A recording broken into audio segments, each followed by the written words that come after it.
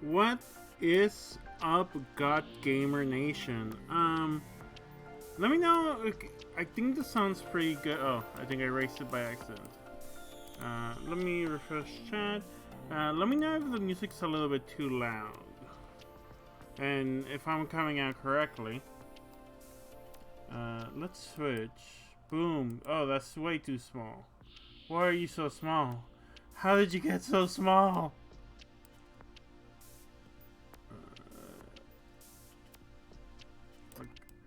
Here, I guess. I think maybe because of the way. Okay. I'm gonna fix it. Boom.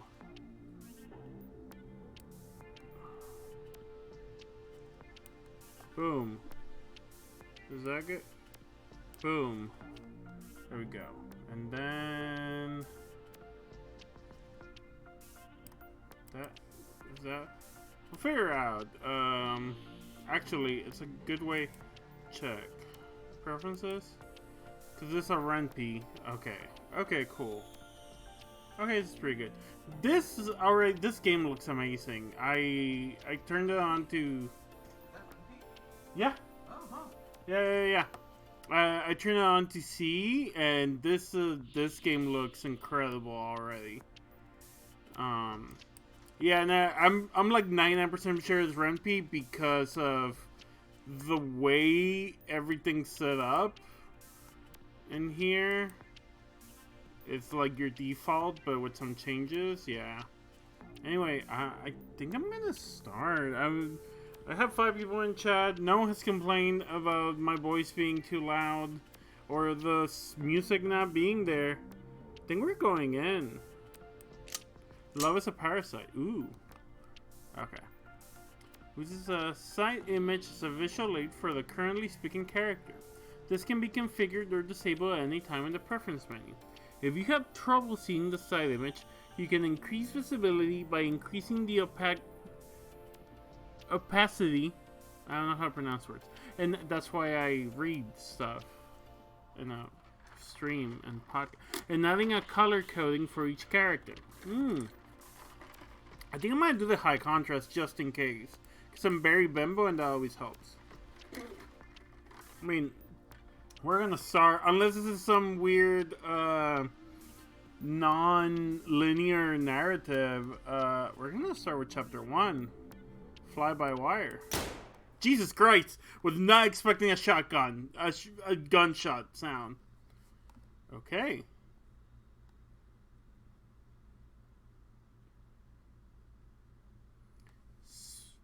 Persetta? Nope.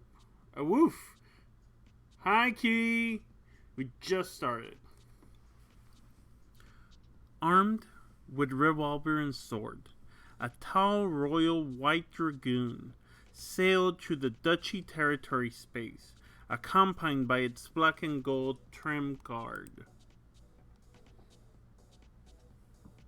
Hello, hi, hello, hi, hello, hi, hello, hi, stream, hot.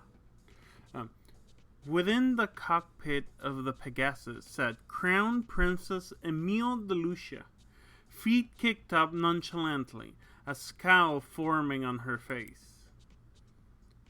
To her, this was nothing more than a tiresome social obligation.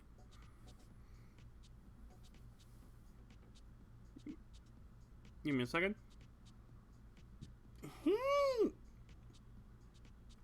I just ate, so tiny fabby burp sometimes. Ahead of the pair was a procession of duchy dragoons preparing for battle. Among the soldiers, banners flew high in ceremonial. I don't know why I decided to give a space there. Among the soldiers, banners flew high, and ceremonial swords gleamed.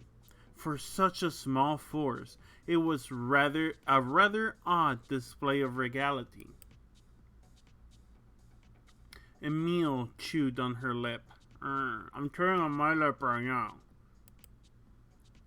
Of course, this was all put together to impress her. God, so hard being a princess.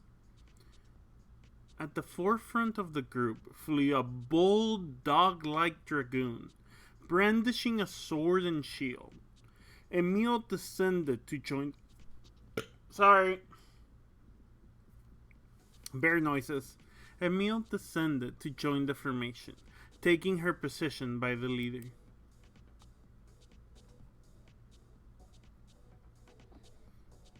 An image of an eager-looking equine appeared in her cockpit. I don't know what type of voice. Is this a main character or not? I need to know if it's a voice I need to do a lot or not. If you don't tell me, I'll choose one. But I don't know if this is a main character now. So, Your Grace, it is an absolute pleasure to have you here with us. The pilot of the dog-like promenade was Baron Mosaic. Baron Mosaic Gray. Cool. I can totally do a throwaway voice. Emil found every single thing about him unbearably disgusting. Nailed it! Nailed it on the voice. It's a pleasure to be here. I'm looking forward to being able to witness your bravery firsthand. Emil sung back to him with a smile. The black and gold dragoon trailing Emil matched speed beside her and opened their private channel. And I assume something about this one. I'll just do a regular voice for her. Kind of like serious. She gives me like serious vibes. Your Grace, is it really a wise decision for you to get so close to the enemy? The pilot scolded her in a detached monotone. Yeah, I nailed it. You're such a worrywart, honey. We'll keep our distance. After all, we're just here to observe Baron Gray's glorious victory. Of course, Your Grace. And don't call me any of those annoying titles in private like this.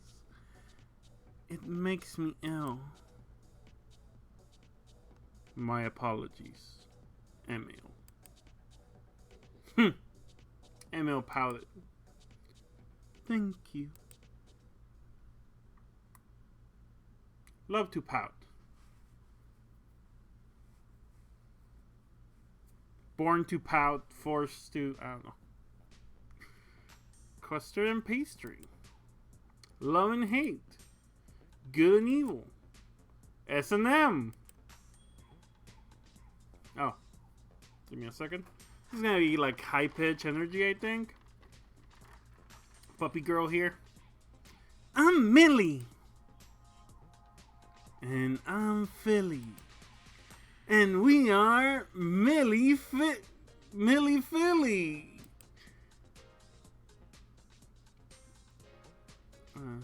Wow, we finally made it to our TV debut.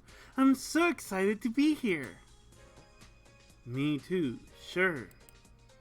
Thank you all for tuning in. And have you good little spacefarers picked a favorite yet? It's me, right? Give it a rest, would you? I'm right though, aren't I? I'm the cute, fun one everyone's gonna like. And you're the boring one with nothing going on but sex appeal. God, you're so damn sexy. You little...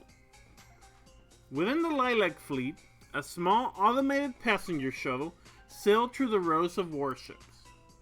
The television screens on the empty rows of seats all displayed the same image of a colorful daytime talk show, upbeat music echoing through the cabin.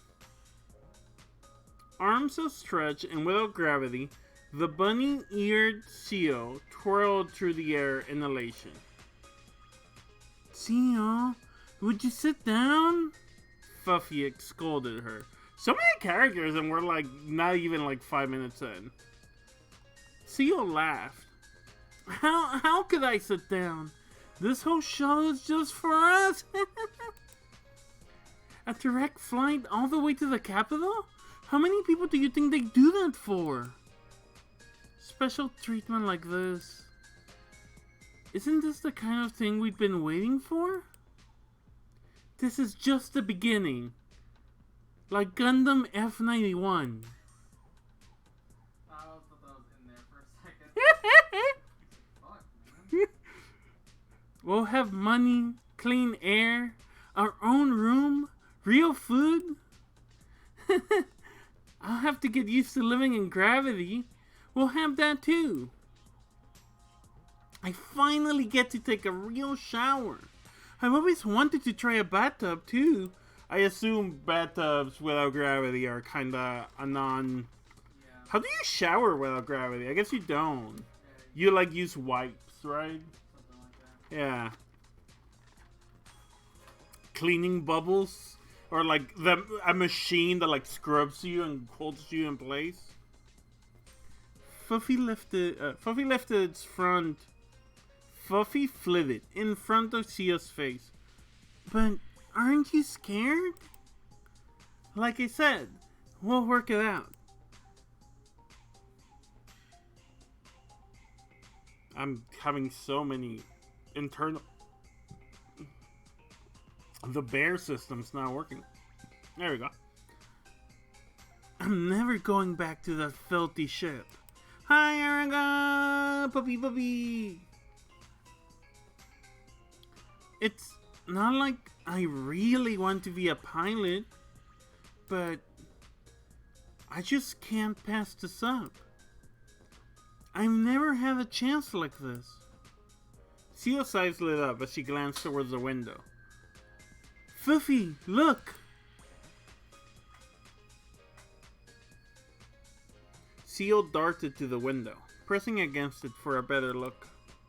A leviathan of a ship came into view, its figure dwarfing even the largest of the battleships surrounding it. Yeah. You go have a wonderful day, and the archive will be there for you.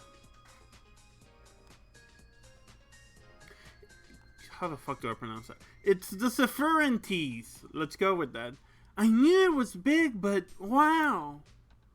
We'll be living inside of that. Isn't that exciting?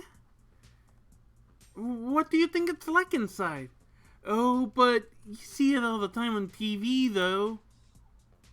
Fuffy only sighed.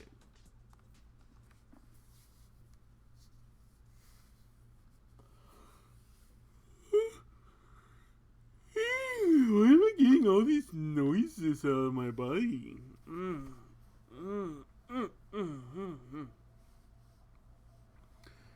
The Duchy Dragoons took position in the shadows of the asteroid field.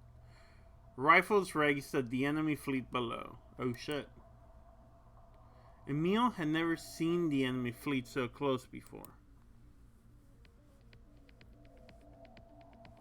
Their modern ships were all ugly, hastily assembled piles of scrap.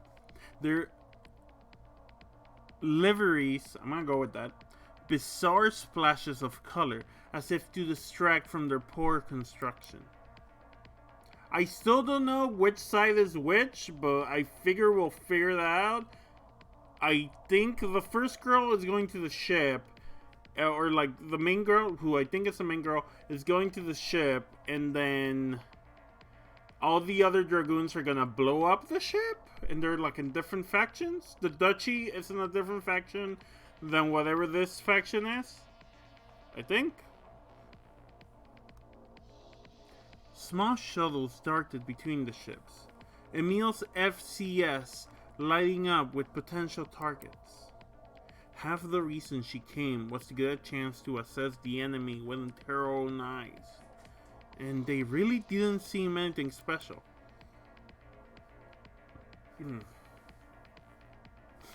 But, looking at the distance, where the rows of ships continue and continue, their numbers seemed truly endless. All the fabby body sounds in this stream.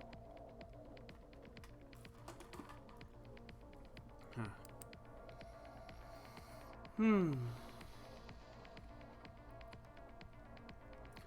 It wasn't hard to picture the bloodbath that would result from a full-scale invasion. And it was their oldest ship that presented the biggest problem.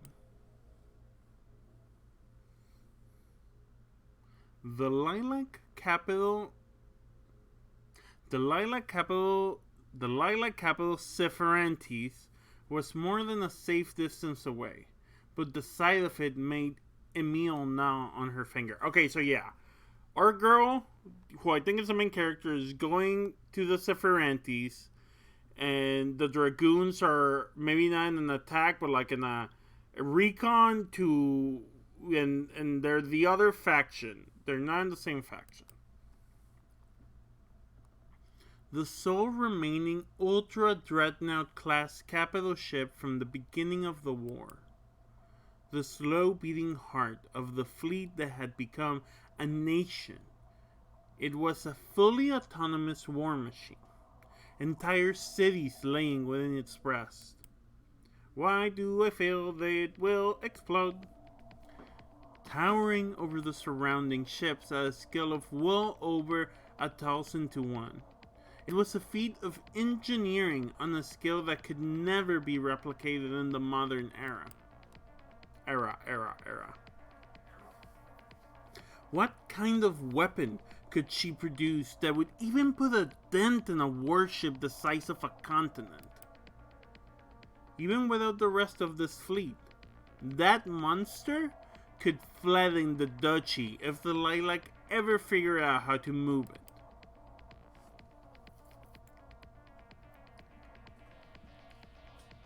Gray smirked.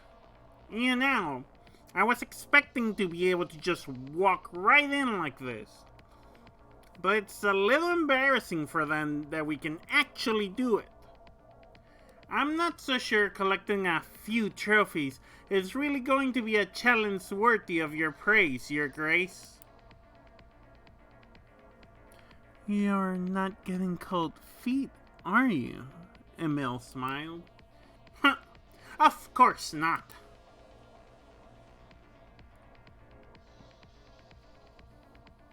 Gray raised his sword. All units, aim! Fire! Emil watched as the smaller lilac vessels erupted into light. A poor shuttle caught on the fire, destroying it. Is the other girl dead? Is she just dead now? Lilac Dragoons shot out of hangar bays and flight decks. The dull impression of the fleet changing in an instant. The Lilac Dragoons were as rudimentary as their ships, and painted in even uglier colors. Okay, so we have Lilac and the Duchies. I believe those are the two factions that are here. To Emil, they look like children's toy figures. Flashes of light from the Lilac's wretched beam weapons reduced anything caught in their path to ash. These ugly ships and ugly toy figures, no matter how much Emil derided their appearance, their ability was the real thing.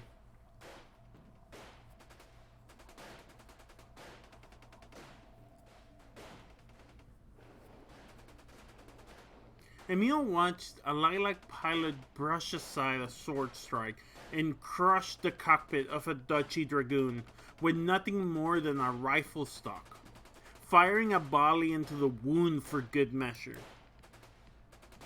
She clenched the controls in front of her, itching to dash forward and start cutting the Lilac mutts in half.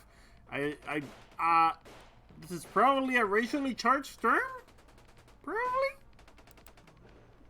But being anything, in the setting I mean, but being anything more than an observer here would place her under scrutiny for the mission's inevitable outcome. She was loath to admit it, but it wasn't like a princess could start giving out orders either. Oh, interesting. These were the Baron's private forces, not hers. The sole bodyguard at her side was the only soldier she had under her direct command, and even then, she ultimately answered to her mother, like everyone else. She watched the lilac dragoon tear open the chest of another of the Baron's soldiers. Their fighting style was relentless and uncontrolled. As the lilac pilots closed in, the scene quickly became a bloody melee of limb torn from mechanical limb and split open chests. They weren't formally trained, nor they were under the command of any master tactician. Their intent and ability was implanted through a machine interface, and their power to kill came to them like instincts. Emil wasn't someone who really believed in ideals of honorable combat, but the Lilac's methods were truly detestable.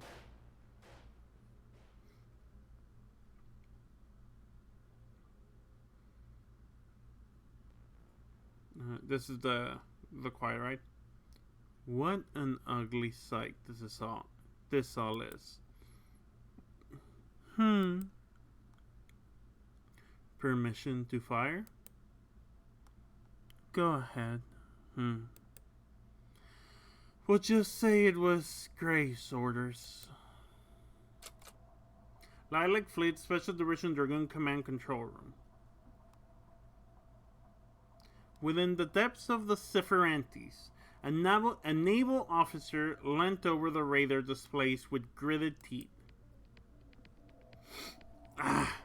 They came this close? Are they out of their minds? Sir, we are picking up an automated distress signal from a shuttle that belongs to our division, very close to the enemy position. Ignore it. Order all units to prioritize defending our ships before mounting any rescue of non-combatants. If they've been hit directly, they're already dead. Yes, sir.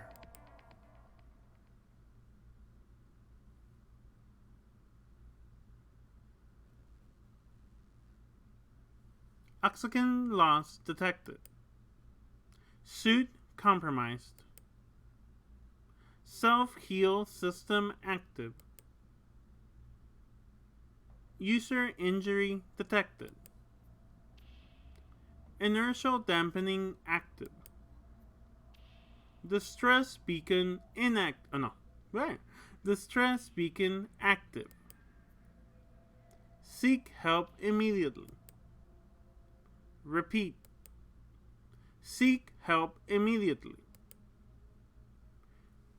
Shio. I should get a pronunciation guide on this. If it's Shio, Hio. I'm gonna assume it's Shio, but we'll see.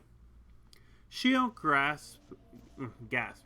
Shio gasped for air as she regained her senses, the suit's warnings buzzing in her ears. Oh, is her little friend dead? There was a flash of light, and then the shuttle interior was gone. Her shoulder burned. Looking down, she winced as she saw a shard of metal jutting out from her body. Blood spattered on the torn spacesuit surrounded. The automatic self-seal of the suit had stuck itself to the shrapnel. Liquid plastic melting the suit against her wound. Well, that's not great. An automatic pressure system formed a tourniquet around the wound, crushing her shoulder. Shio breathed shakily, desperate to try and calm herself and find her bearings. Another flash of life engulfed her view. Her body recoiling from the wave of heat fell through the suit.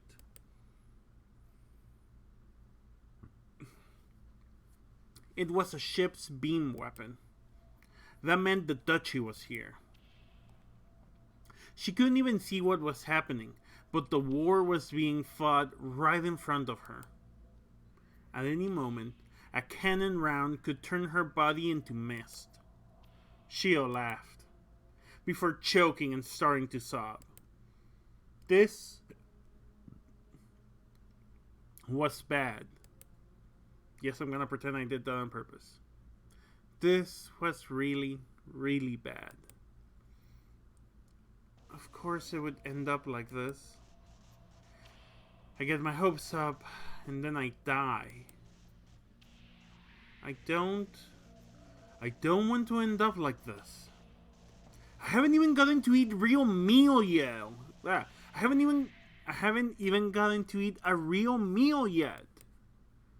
I want to try pancakes for the first time. Am I really going to die thinking something as stupid as that? Shio, can you hear me? Shio flinched. Fufu? Shio, I can hear you.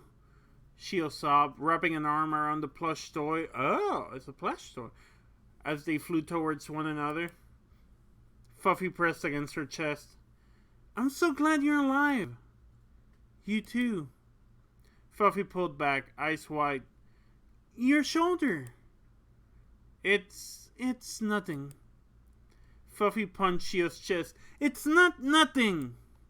Shio exhaled and looked around, trying to find the nearest ship through the chaos. We need to get out of here. Fuffy wrung her paws together. My wings aren't strong enough to pull you. Is there... This is... I do hope this is part 1. And I didn't miss the bit that introduced these two characters. And, like, why this character can just breathe in space, theoretically? And is she a plush animal? A stuffed animal, like she said? Or is she a real person? Is this in her head? Is this magic? Like, I know all these questions will be probably answered, but your girl has questions. Is there anything from the shuttle nearby? There should be emergency kits. Fuffy shook her head. Shio bit her lip. No matter how she racked her brain, she couldn't think of a single solution. She'd been in this position before, but never in such a helpless state. Fuffy could only give her a small nudge at best, but her battery wouldn't last. Okay, thank you. So, it is a stuffed animal, but it has a battery, so it's probably some sort of robot, probably with an AI of some sort. Or maybe she meant, like, the battery on her suit. Never mind. The suit was just a rudimentary model for shuttle passengers, with absolutely nothing to maneuver with. The only thing she could do was hope for rescue.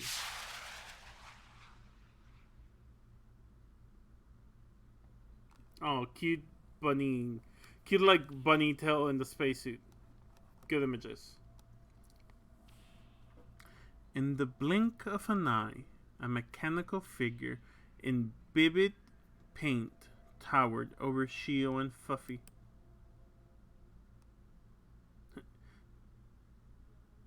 Hey, don't give me that look.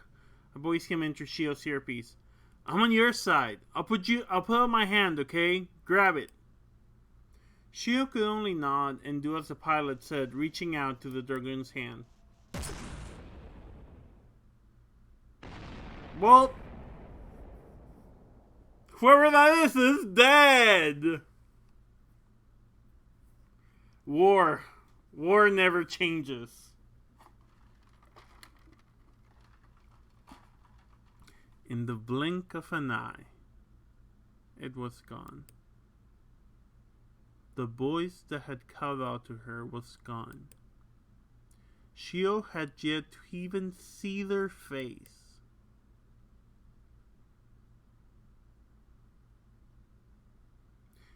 Emil followed the path of Honey's shot, her target reduced to a tiny flicker of light on her display. Jesus Christ! Give me a second to recover. I might get water. Be right back, y'all. Give me a second to recover from the murder before I have to be cheery princess.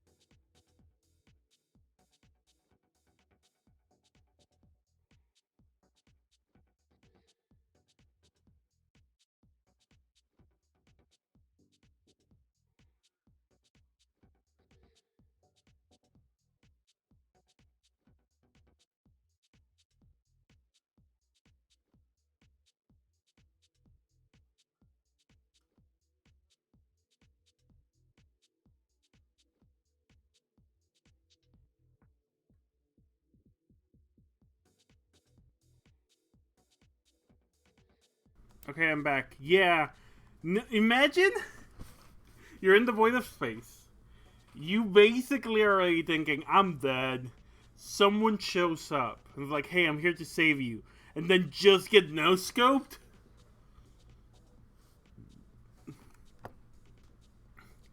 That must be a new distance record for you. I'll redo that. I don't like that. Why am I so, like, burpy today? That must be a new distance record for you. Emil smirked.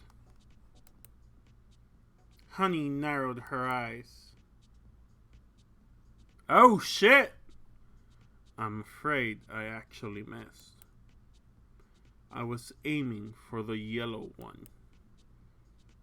Talk about unlucky.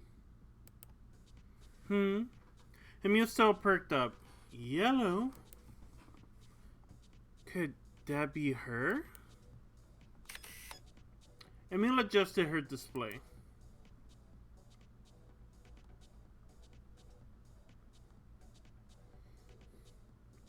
Sure enough, she spied a yellow dragoon darting across the battlefield. Honeybee, huh? Honeybee, huh? So you really do exist. Yeah, that's even funnier and sadder now. Such garish colors. Its movements were fluid and nimble, far outpacing its nearby allies.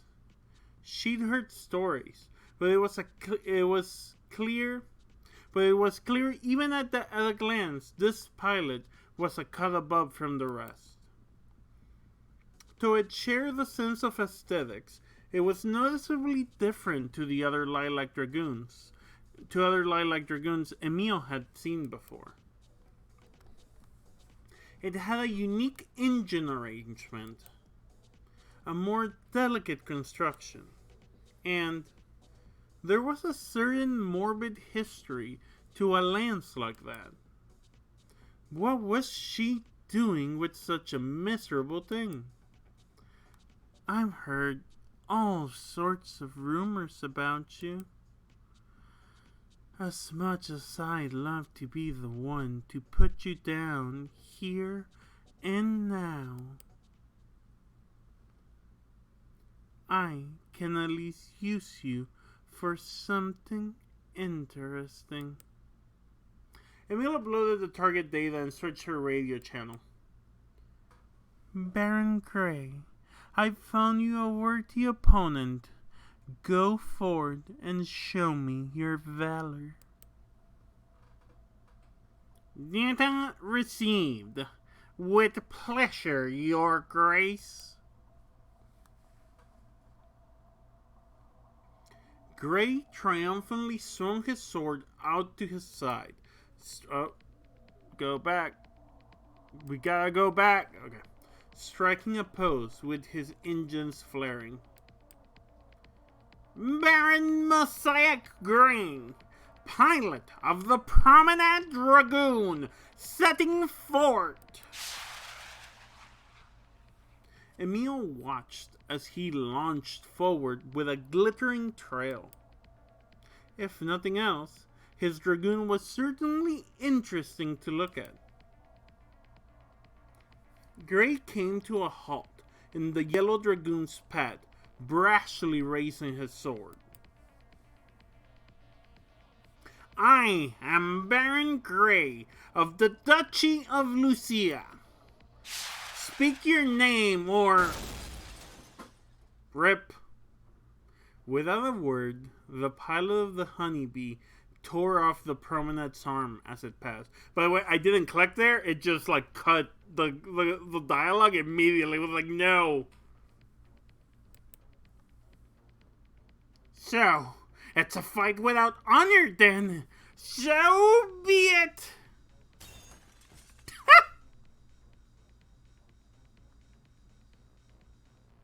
Oh, hello. The lilac pilot exhaled slowly, scanning over the enemy machine as it cowered behind its shield. killing one hit was her policy. She didn't like this style of fighting. It made her spine itch. A voice crackled over the radio, forcing itself into the cockpit. It was angry, bitter, barking at her. Me too. Disgusting and violent. She pushed forward on the throttle, lining up the target. Sync rate good. Reactors 1 and 2 good. Contamination within acceptable range. All parasites must die. Jesus. Bit by bit, it was starting to give. It felt a little like peeling the shell of an insect. That voice won't stop barking at her. Or was it pleading?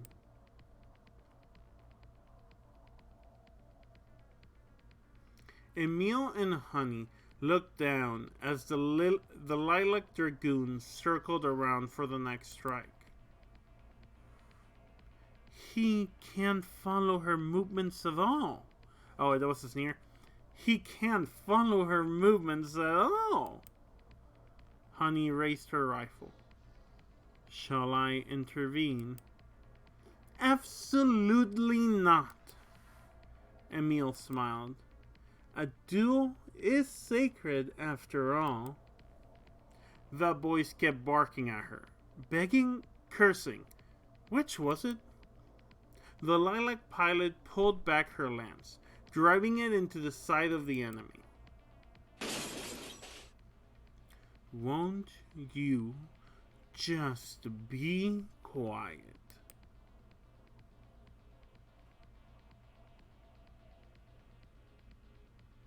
Rip the Baron.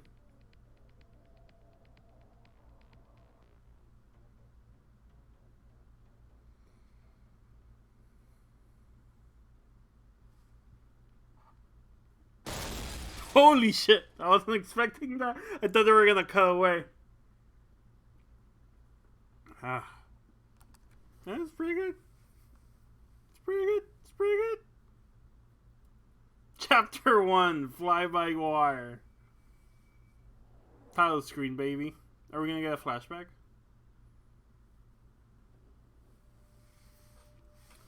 What I want to be. That's hard to answer. What I want is to no longer feel afraid. To no longer be helpless. To have some kind of control over what happens to me. I want to help others, like anyone. But most of all, I want to be able to live without needing the help of others.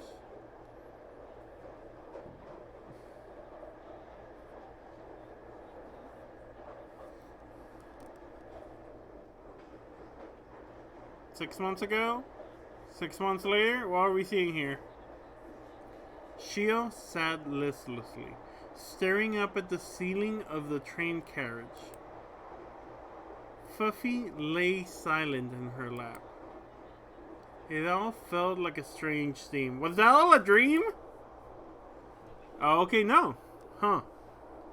She was questioned, bandaged, given a uniform, and sent on her way, and that was the end of it. Alien scenery blurred past her out the window. Even this whole train felt alien. Everything here was so flat and neatly divided.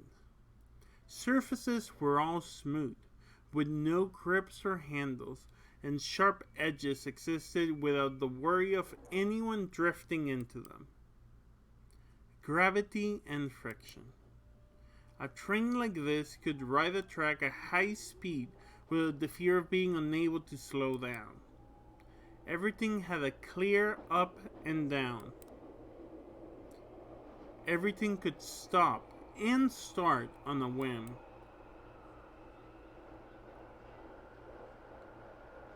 Fuffy placed her paws on Shio's hand.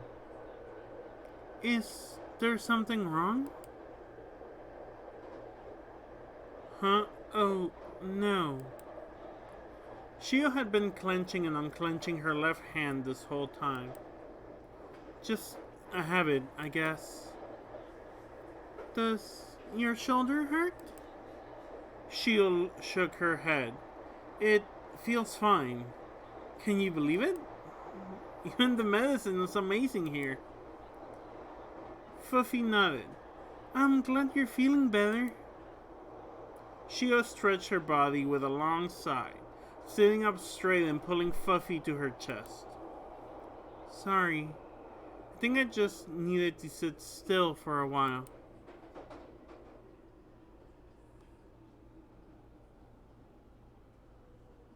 Shio stroked the back of Fuffy's head. I'm glad we made it here. She wasn't sure if she sounded convincing, but she needed to hear it too. That wasn't her first scary experience in space, and making it here alive, that had to count for something.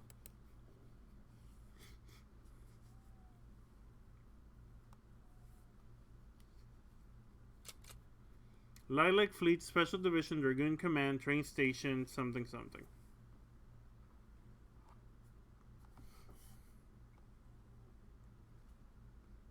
Shio stepped out of the platform.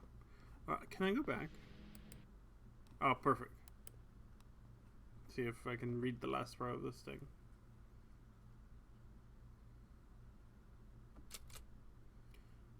Platform 1. Cool. Why do you have a second cursor here?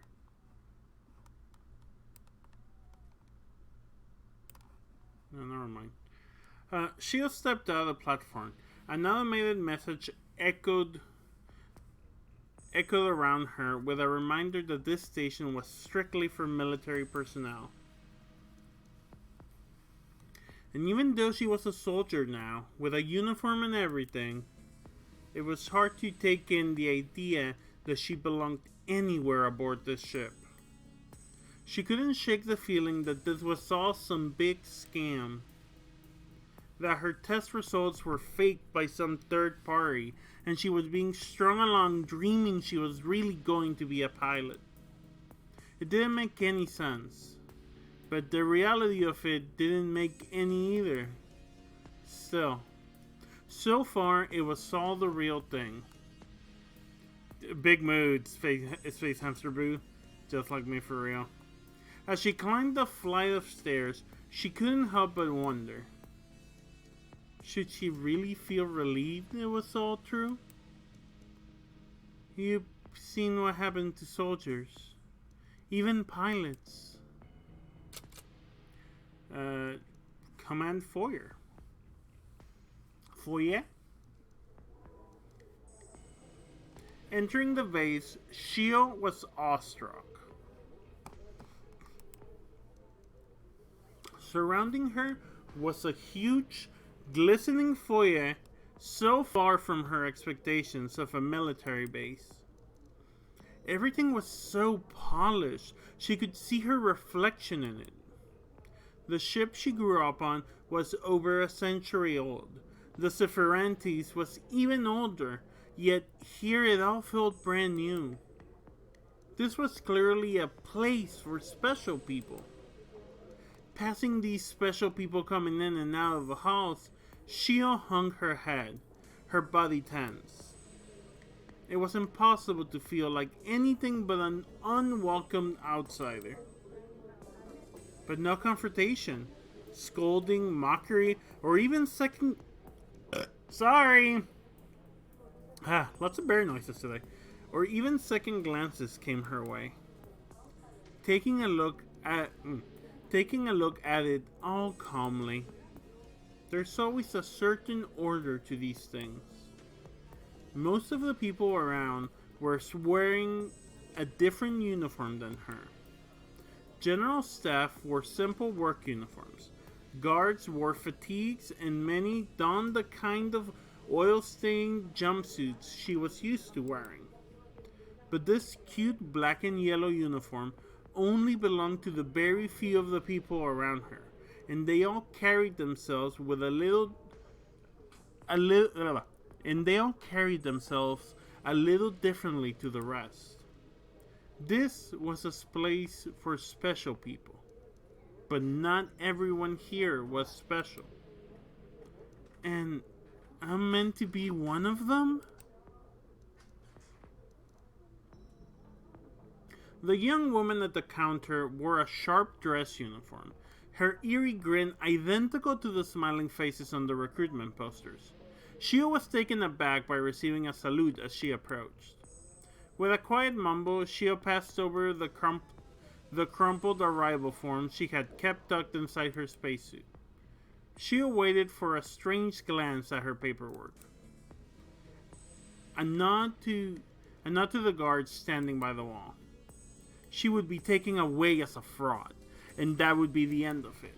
Instead, the forms were stamped and sorted into plastic trays with a cheerful "Welcome aboard." Shio stood before the turnstiles to enter, signs on the wall warning of prosecution for unlawful entry.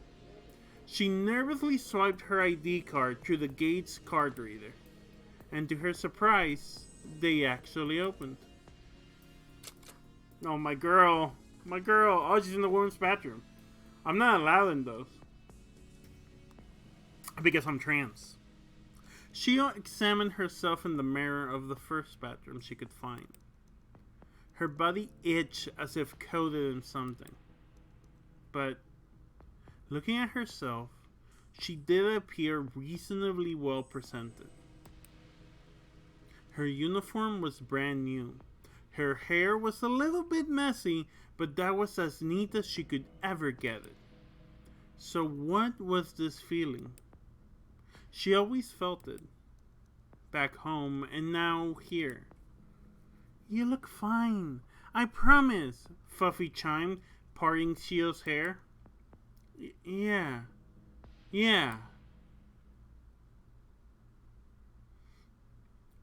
You gotta keep it together. Just stay focused.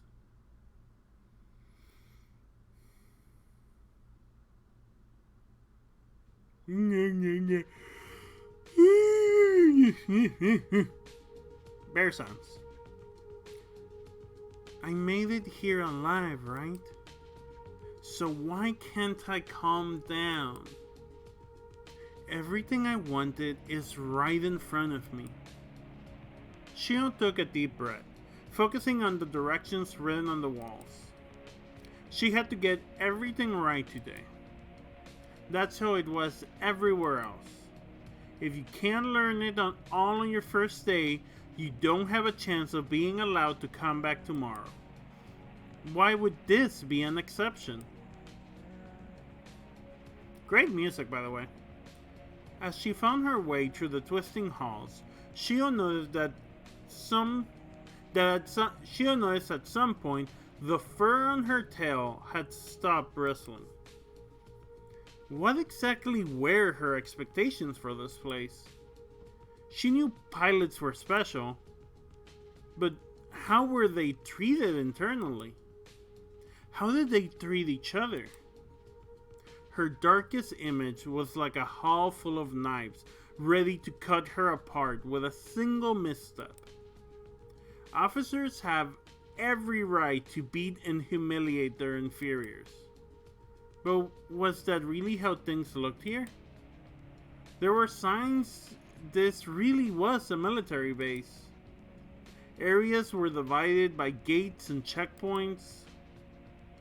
Guards stood watch with rifles slung over their shoulder. But the atmosphere couldn't really be seen as hostile. If anything, this was far more relaxed than home. Raising her head, Shio casually observed those wearing the same uniform as her. Just like how she was allowed to keep her pigtails and ribbons, Shio saw all kinds of personal touches among the pilot's appearances. She saw the irony in her being the only... She saw the irony in her being the one thinking it, but it struck her just how young they all looked, even compared to the general age of a soldier. While the mechanics and clerical workers trended older, some even pushing their 50s or 60s, she didn't see a single pilot that looked over 30. They were almost all fresh out of high school, and they all seemed to be acting the part. A rowdy group in yellow shirts ran past her, cheering and throwing around a ball. When one of the rifle-toting guards scolded them for running down the halls, they just laughed and continued on.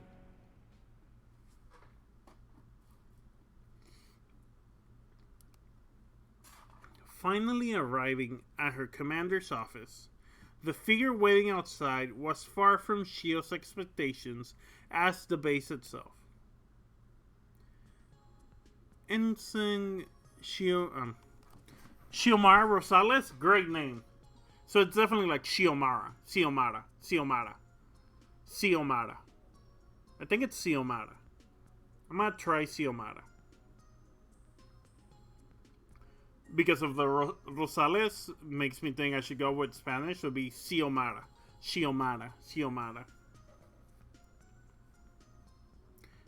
Ensign Xiomara Rosales, correct?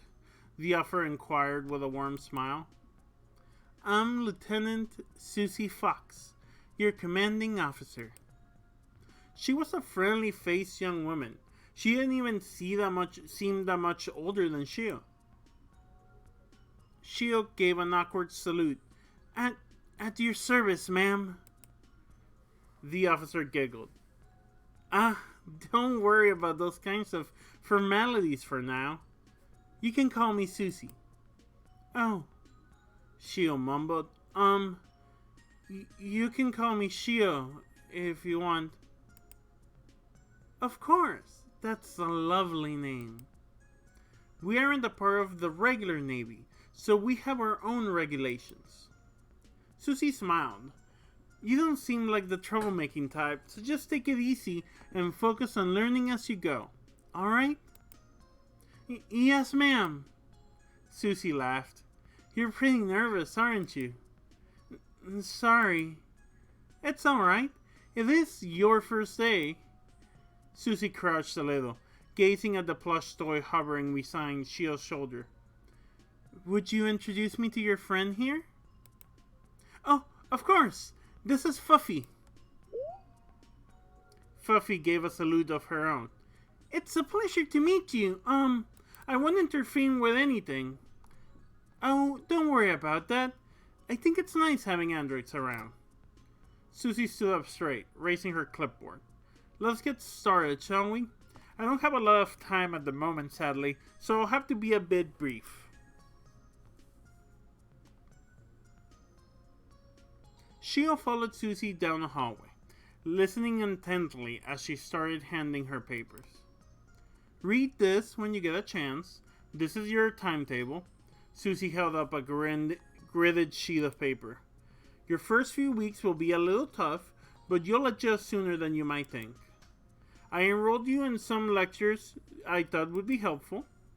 Shio gave a confused look. Sorry, lectures? You didn't know? I haven't really had a whole lot explained to me yet. I see. Well, we actually spend most of our time studying here. Your skills as a pilot are imprinted by the GI, but that's all it can do. The more concise the information, the easier the transfer process. It doesn't go beyond what you need to fly or what you'll need in the field. Susie clapped her hands together. So, we take classes to fill in the gaps. For example, while you're connected, you'll know your way around the cockpit, every panel and instrument, just by instinct.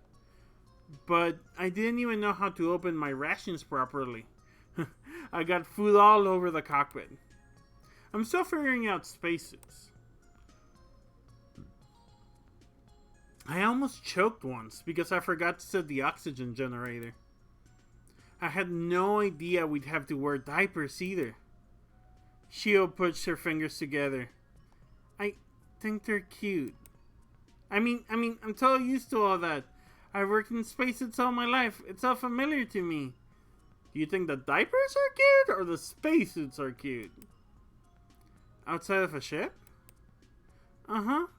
Hull repair. I started when I was, around 14, I think. Really? Wow. I had no idea they hired people that young. Shio counted with her fingers. I'm good with a lot of tools.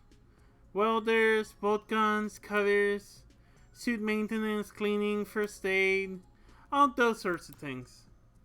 I hope they can be useful here. Susie smiled. Of course. You get a big leg up already if you know all that. All sorts of things are taught here. There's fun subjects too, like cooking classes. You don't have to decide right away though. Susie adjusted her glasses. Being a pilot sounds really complicated. But, really, all it comes down to is being able to be in your designated place at the designated time. So long as you do that, everything else will be easy. Susie led Shio and Fuffy through the barracks, counting the numbers above each door. Shio. I should say Shio, not Shio. Could work either way. The expression on her face changed as she came to a stop. Here we are. Oh, sorry. Here we are. She spoke in a quiet voice. Susie opened the door and after a moment's pause... Pilot Barracks, room 223.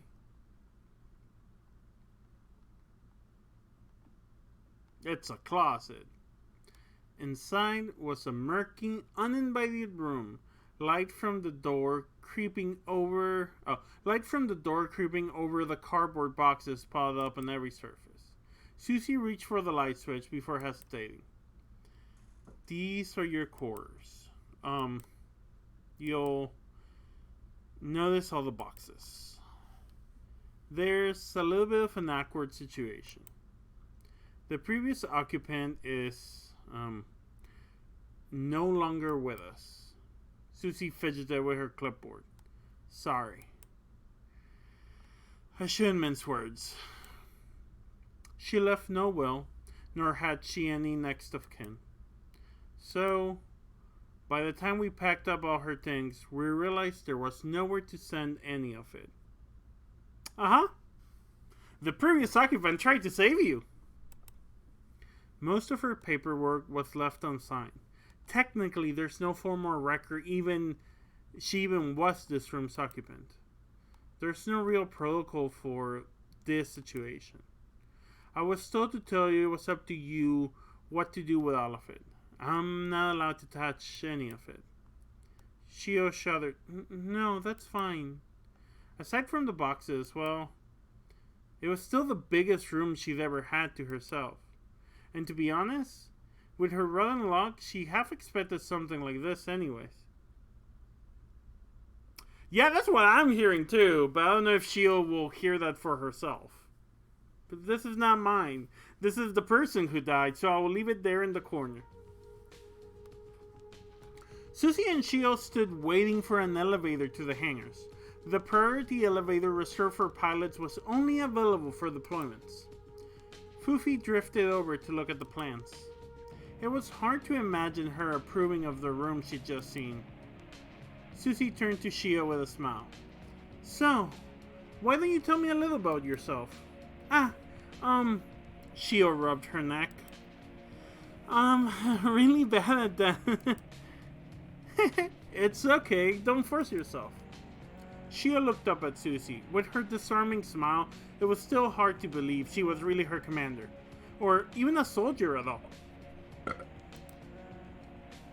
I'm from the outer edges of the fleet, so this is all pretty new to me here. You already seem pretty used to getting around. The ship I grew up on was a lot more complex to navigate than this. It's a lot easier to read maps here too. I see. I don't really know how to describe myself. I guess what you see is what you get? Shio smiled. That sounds kinda bad, actually. Susie giggled. I think that's nice. Shio fidgeted. When I was picturing my commander, I wasn't exactly... I can be scary when I want to be. But, like I said, you're not a troublemaker. Really, though. I don't like being strict unless I have to. And, well... I'd like to think you could speak to me if you were having any troubles. I'd like for us to get along. Of course. I'm really grateful. She was grateful. But did Susie really have no idea what had happened to her on the way here? Just how bad was the information network here? Did no one ever care to tell her or anyone else?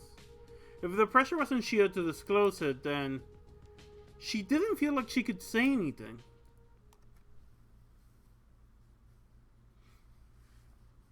I just had a tiny trauma. Almost got killed. Saw someone die in front of me as they were trying to rescue me. Yeah. Glancing at herself in the elevator mirror, Shio couldn't help but linger on the questions Susie gave her. Just who was she? What you see is what you get. In a way, isn't that true?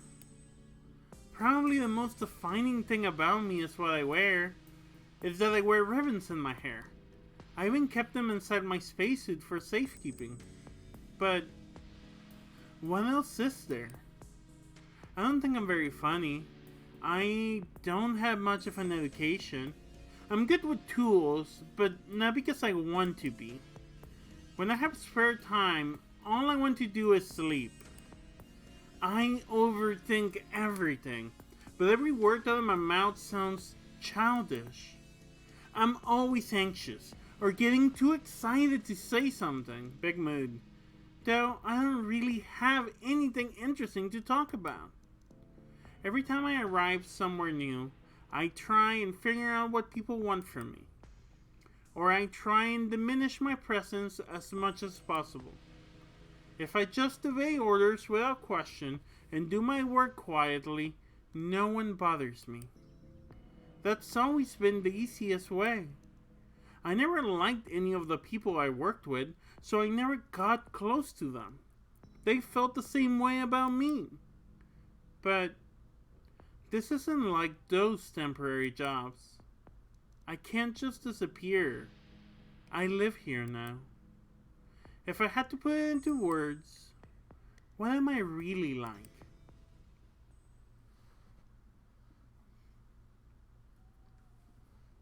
Shio looked up at the paragraphs of safety information printed all over the walls, warning about the dangers of changes in gravity and heavy objects. This kind of industrial scenery was a little more like where she'd come from. You're already certified for hangar safety, correct? I saw it in your file. Shio gave an enthusiastic nod. I love how happy she gets when she feels confident in something. Yeah. Susie retrieved a magnetic wire gun from the wall, checking the mechanism. Alright, we won't be here long. Just a quick detour. Shio glanced through the gravity threshold up at the rows of Dragoons. Aside from the giant painted figures, it was pretty similar to docks she worked from in the past. The walls were kept in nice condition, though she could still notice the indents and scratches that inevitably built up over the years. A pair of flashing bay lights told her only a single elevator was currently in use.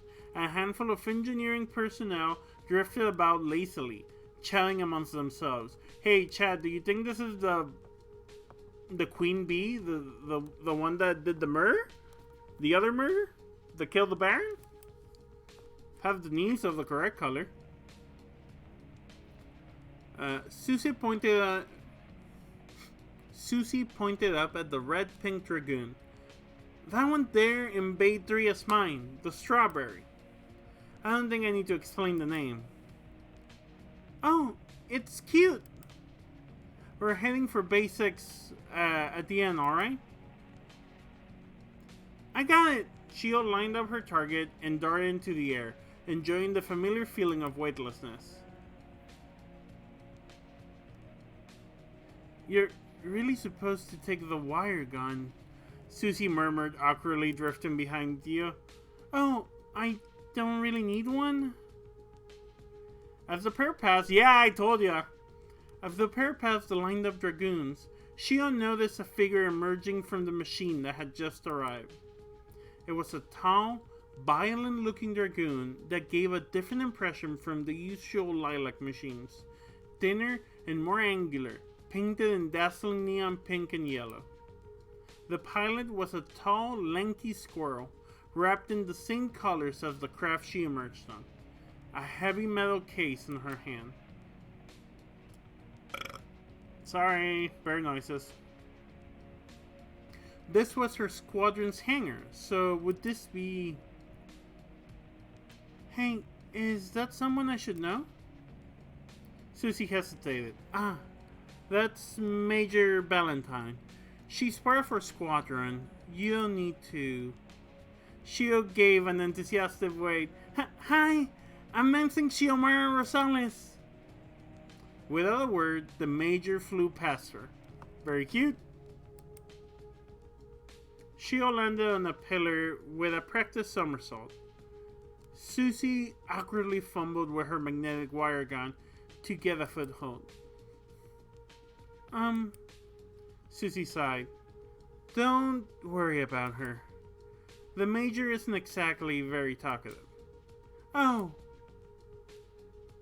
She looked down the hangar entrance where she could see Valentine speaking to a pair of black uniformed senior officers. Even from a distance, their presence was unnerving. She looked up at Susie grabbing onto the railing beside her. Was she out there alone? Yes. Her situation's a little difficult to describe. She's one of us, but she has her own assignments at times. We aren't allowed to ask. Oh. Shio couldn't quite work out the relationship she had to their squadron. Wait, doesn't Major rank higher than Lieutenant? Susie tapped Shio's shoulder, pointing into the hangar bay. I brought you here for this. She won't be combat ready for a few more weeks, but she's all yours. Feel free to take a closer look.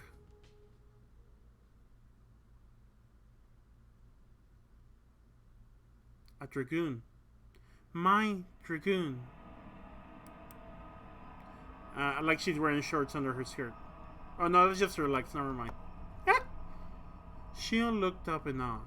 It wasn't finished, like Susie said. The empty shoulder socket covered in tarp, heavy cables running its body.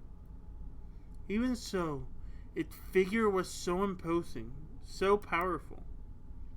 She'd seen plenty of Dragoons, but she never felt like this looking up at one. It was scary, but at the same time, I'm not saying they might still give her the dead person's Dragoon. It is missing a shoulder. I guess there was more destroy. It could be the same, but probably not actually. It is missing parts, is what I'm saying. Running her eyes over its rabbit-like features and the gentle curve of its body, Shio couldn't help but smile. I guess the other Dragoon wasn't like a rabbit, right? She didn't have any say in how it would look aside from the paint, so how did it end up looking like this? A weapon probably shouldn't be cute, but it really did suit her perfectly. She came all this way to meet this machine. A machine that could protect her.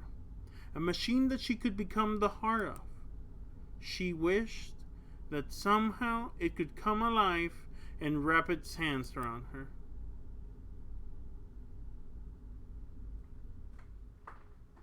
So, what do you think? Susie called out to her. It's a bunny! Just like me! Ah, I was wondering why the engineer picked that part. Sorry about that. Shio smiled. I love it. That hits an old Dutchy officer type, actually. Even their decade-old components are top class, so we take them if we can get them. Oh, is this... I can't... No, it was the one that we killed wasn't a bunny, or we killed.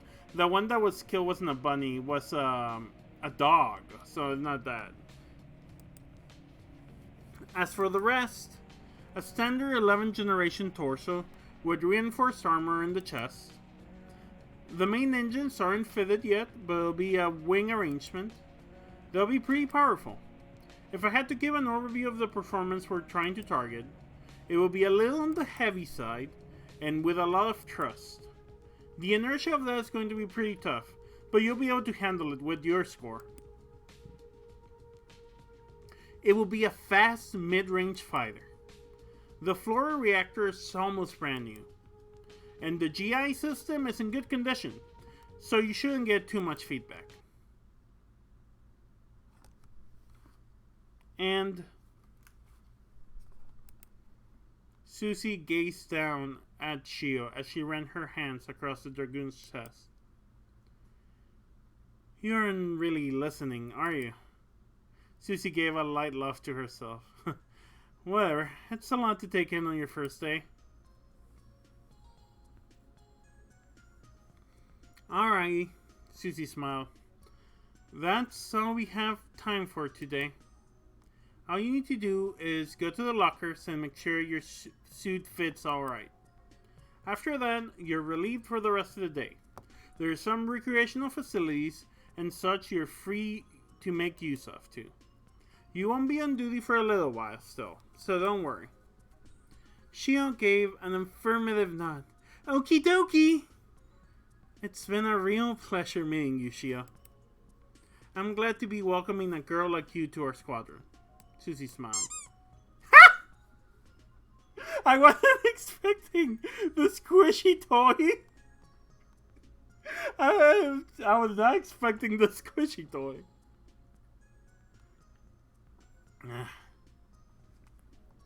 Thank you, that means a lot.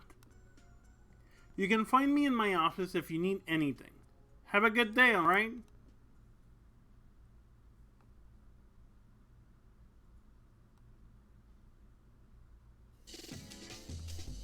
Coquette Dragoon. Oh, it's at the thing I said! Save game, yes. Boom. We probably can also save at any point. Tactically executed squeaking. Yeah, it gets you every time. It's 347. I think I can do more. Checking in on my better half. You good?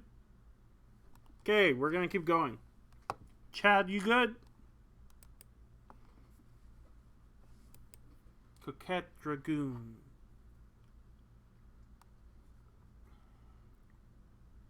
What if instead of a visual novel, it was like a like Panzer Dragoon mod? Or what was the name of the other one where you shot? It was a Panzer Dragoon? Something Dragoon. It's unethical to be It's unethical to be comforted by what amounts to being given a gun. A gun dam, if you would. A portmanteau of gun and freedom. I mean, but seeing that Dragoon, my Dragoon, I can feel something changing in me. I have become a neotype. No, what's not neotype? That's right. New type. I have become a new type. No. It's beginning to sink in. Less than 1 in 10,000 are chosen. And I'm one of them. That machine. If I had that machine, I wouldn't have this hole in my shoulder. I didn't just jump into this without doing the research. A Dragoon isn't like other weapons. Regular bullets can't even scratch it. It's a special machine for special people. All those who live in war are destined to suffer. But if even a little, I want to be able to control my own fate. Fluffy glided down beside Shio. Yeah. Coquette Dragoon, so you can catch up on the bod, but I'll give you the quick rundown. This is her main girl, Shio right here. This is her android slash plushie, Fufi. Shio is basically working in gravity for the first time. She was selected to be a Gundam pilot, basically, a Dragoon pilot. There's a war between Lilac, which I believe is her side, and then the Duchy. As she was coming in her shuttle, the Duchy showed up and a bunch of people died. Her shuttle got blown up. She lost a chunk of her shoulder, but now she's finally here and she's recovered enough. But yeah, I believe this is a visual novel, but I've heard only good things about it, so I guess I am. Susie is so nice. Susie is her commanding officer. I didn't expect to meet anyone like here. Yeah, Shio here is very shy, very awkward. It seems like she spent most of her life without friends, being bullied or being treated bad because she was poor. But she gets a lot of experience in like working and with tools and stuff. And she's very comfortable in zero gravity because that's how she grew up. And she just met her Gundam, her Dragoon. So she's like, oh, this is a weapon that will actually help me be safe. Speaking to a kind face is like coming up for air. I guess she helped clear some of my doubts. Fluffy gave an unsure smile. Yeah?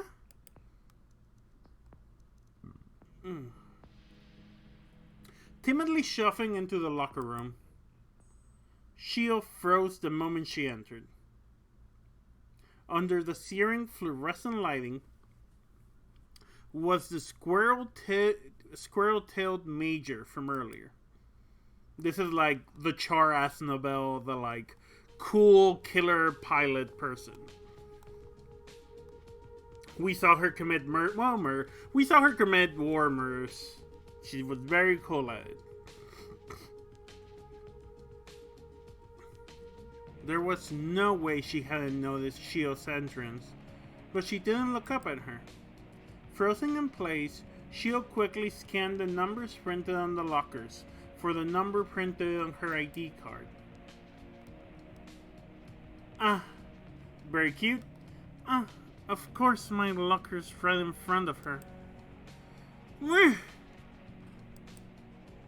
Shio slid past the major with her head turned, arriving at the tall plastic paneled box. How do I open this? There's no lever or button or anything to unlock it. Shio flinched as the officer's voice came from behind her. I'm gonna drink water and think about what her voice is / was. I did do her voice earlier. I think it was higher pitch but different. Let me see. Or maybe it was lower pitch. It might have been lower pitch. Insert your card on the right. Then pull on both sides. Oh! Shio did as she said and pulled on the handles, sliding out the entire mechanism. Thank you! I see, it's like a big drawer. The inside was much more complex than what she was familiar with, though. She'd heard about devices like this. A fully self-contained system combining a storage, cleaning, and maintenance unit all in one. Her knowledge on suit care was rendered obsolete in an instant. Shio reached inside, feeling at the hung-up pilot suit. Running the material between her fingers, it was hard to believe a spacesuit could really feel like this. Were the suits she was used to really that old? Just a few meters of this material probably had a higher value than her net worth. Peeking around the corner, the major was still sitting there, fiddling with her boots. You might have not heard me, but I'm Shio. Sima Valentine, she murmured. I already knew your name. I see. It's nice to meet you. Simma's voice was so quiet. Oh, I need to change her then. You know what? Let's go back, baby. Let's go back. Let's go back, baby. You have the power. Ah. I went back too much. Simma. Oh no, it's gonna be too quiet for streaming purposes. So, Simma Valentine. I already knew your name. Was that listenable? Was that like understandable? I see. It's nice to meet you.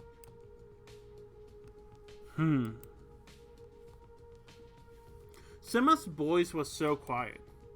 She was so tall and beautiful. Okay, cool. Her tail, I bet it's super fluffy under there.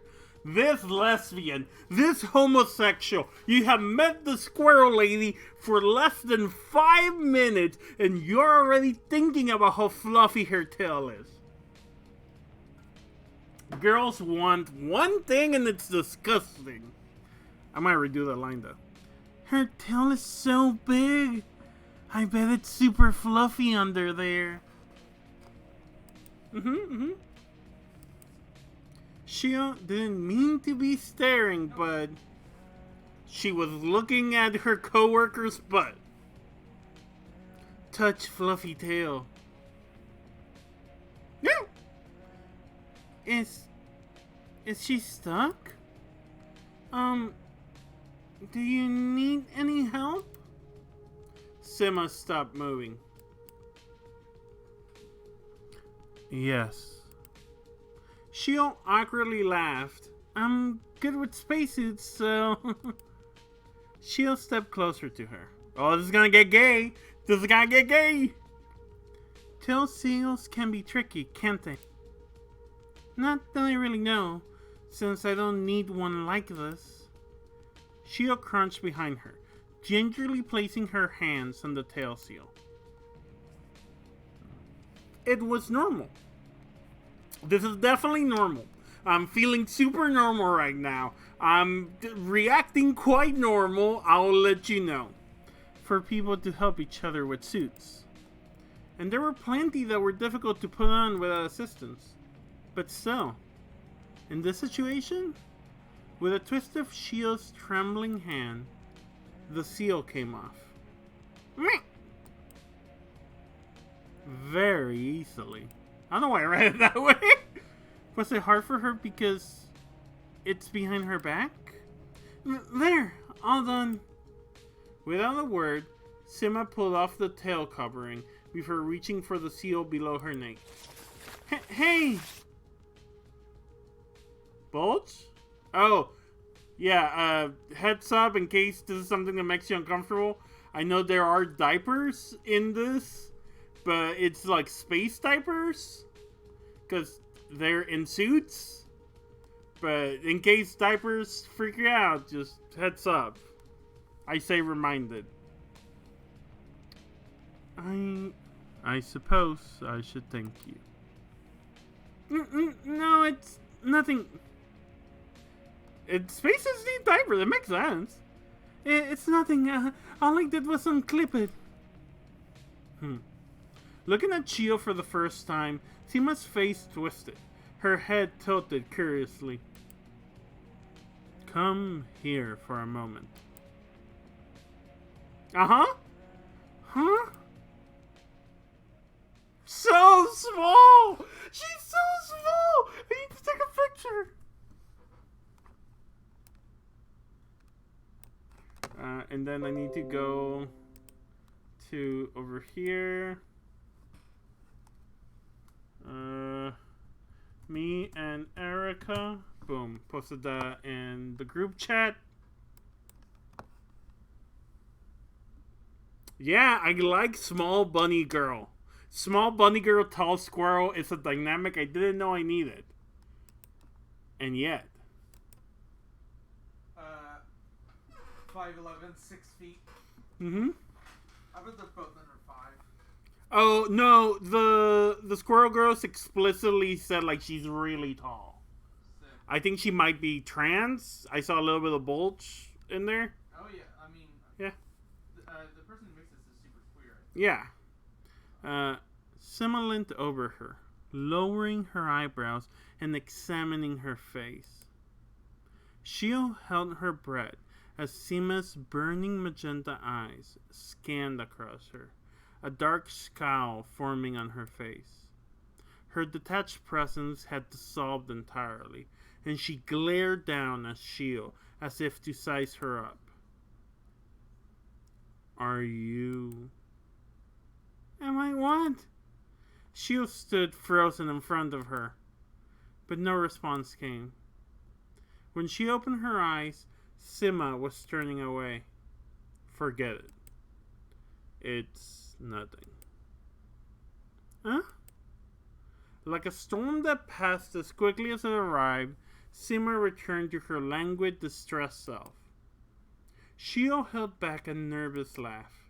From start to finish, what was any of that bizarre exchange?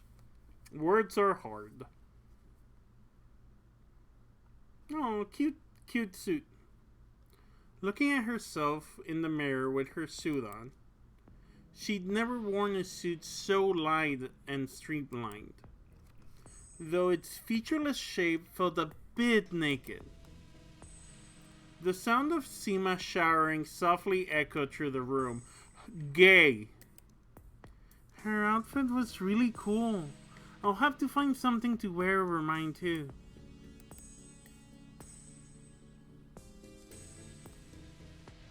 How exactly was she meant to feel wearing this? It was incredibly comfortable. She turned her body and raised her arms up and down with ease. She'd never worn a spacesuit so flexible. It felt really nice. Bunny in a normal suit. Shio really did like to wear spacesuits. The snug feeling all over her body always gave her a sense of security. But was that sense of comfort really what she should be thinking about? Fellas, is it gay to pine for the hot, tall squirrel girl showering next to you while wearing a suit that feels like wearing nothing at all? Nothing at all, nothing at all, nothing at all, nothing at all. Shio ran her fingers across her shoulder. The reason it was so light was because you wore it surrounded by armor. Because a pilot needed that flexibility to react in combat. This was a soldier's uniform. Stupid sexy Fabi. Stupid sexy Fabi. It's me, I'm stupid sexy Fabi. I do a little dance. Wearing something like this, does it change you? Me putting on the maid uniform for the first time. Wearing something like this, that's a good tweet. Sorry, chat.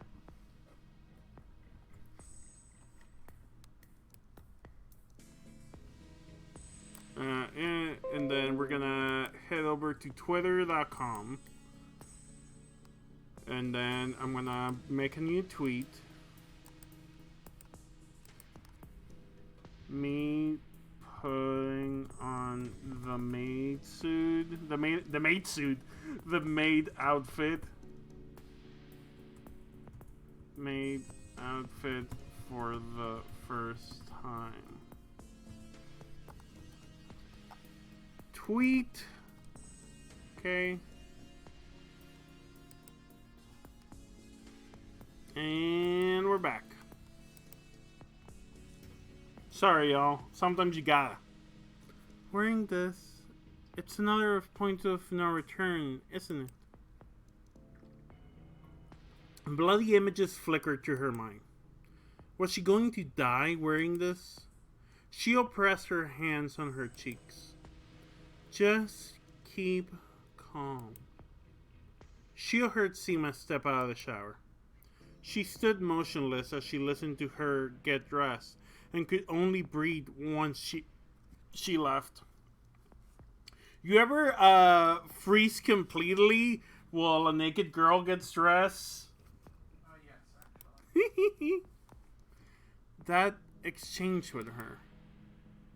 What was that look about? I know people are paranoid about spies and all that, but this felt different. It was like she was looking for something. Something deep inside of me. She was trying to see if you were trans too. Just what did I look like to her?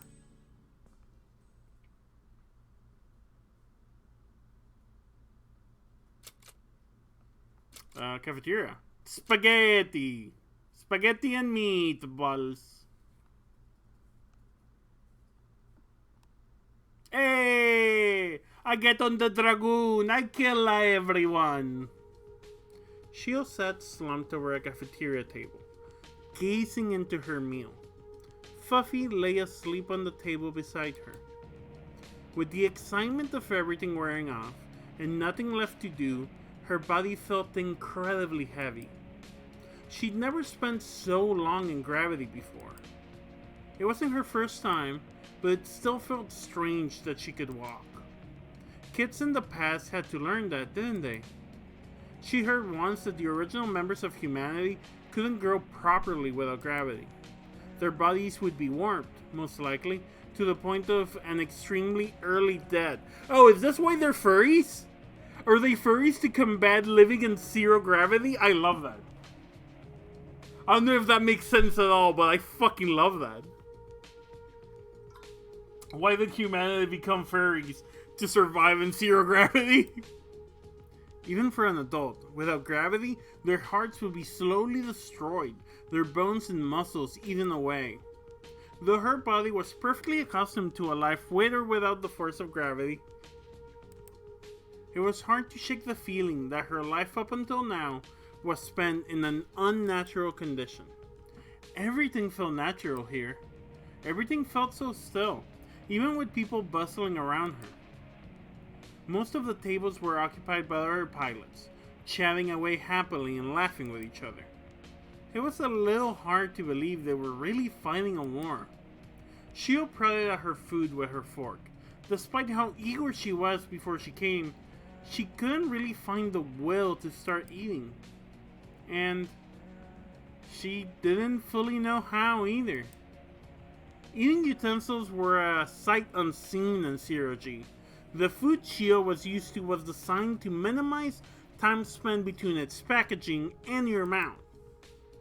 How exactly was a fork held? Was it like a pen grip? Well, thankfully I have a fork here. Give me a second, Chad. Yeah, you can hold a fork like a pen. It's like similar. It's not the same. It's like you have to turn your hand. Yeah.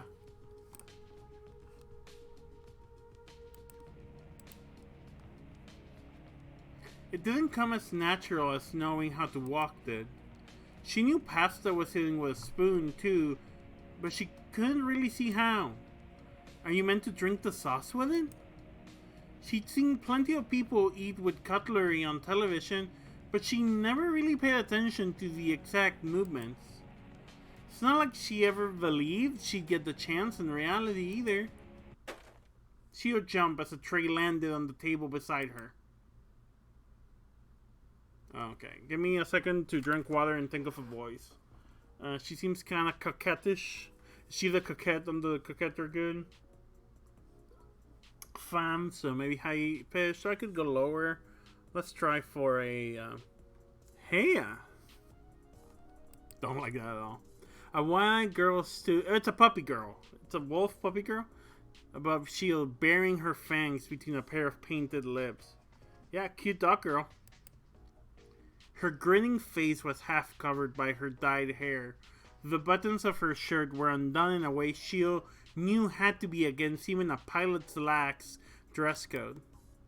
Of all the people here that failed to meet the image of a soldier, this was the lowest score of all, by far. The fucking squeak! Hello, gay, I'm Fabi. Nice, thank you for being on my stream, gay. Hi. The pointy-eared girl flopped into the chair opposite Shio. You smoke? I do, yeah. I don't have any on me, though. Rip. Anyway, you're the new girl, right? In Susie's squadron? Yeah. We're comrades then. I was told to look out for a pink-haired bunny. Oh, you can just call me Shio. That's a cute name. She grinned, holding a fry to her mouth. Ayane. Fries. Bowl of fries with tomato sauce and seemingly nothing else. Right. So, how'd the testing go for you? Okay, I think I had a pretty bad headaches for a while, though. If that's all, then lucky you, Ayana sneered. I felt like I was gonna die. Shio fidgeted with her fork. I'm still not used to the whole neural connection idea. It's hard to believe I'll just be able to fly. You'll be fine. Probably. Aren't you gonna eat? Yeah, Shio anxiously balled a fister on her fork, leaning over her plate. Let me ball a fister on my fork. I guess you could eat like this. Ayane watched from across the table with a smile. Am I doing it wrong? Ayane held back a laugh. You look like a little kid. Hey. Sorry, but it's really cute. Gate. Shio pouted, jabbing her fork into a meatball. She could manage this much, at least. As she began to taste it, her eyes lit up in amazement. This flavor. This texture. Okay, that one didn't catch me off guard as much. I don't know if that was you self-censoring or if my automod self-censored you, so... I think that was you self-censoring. This tastes so good. Okay.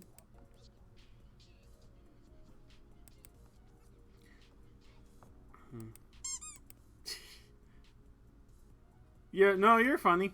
I think this is the nicest thing I've ever eaten. Really? Ayana seemed genuinely surprised. Cafeteria spaghetti.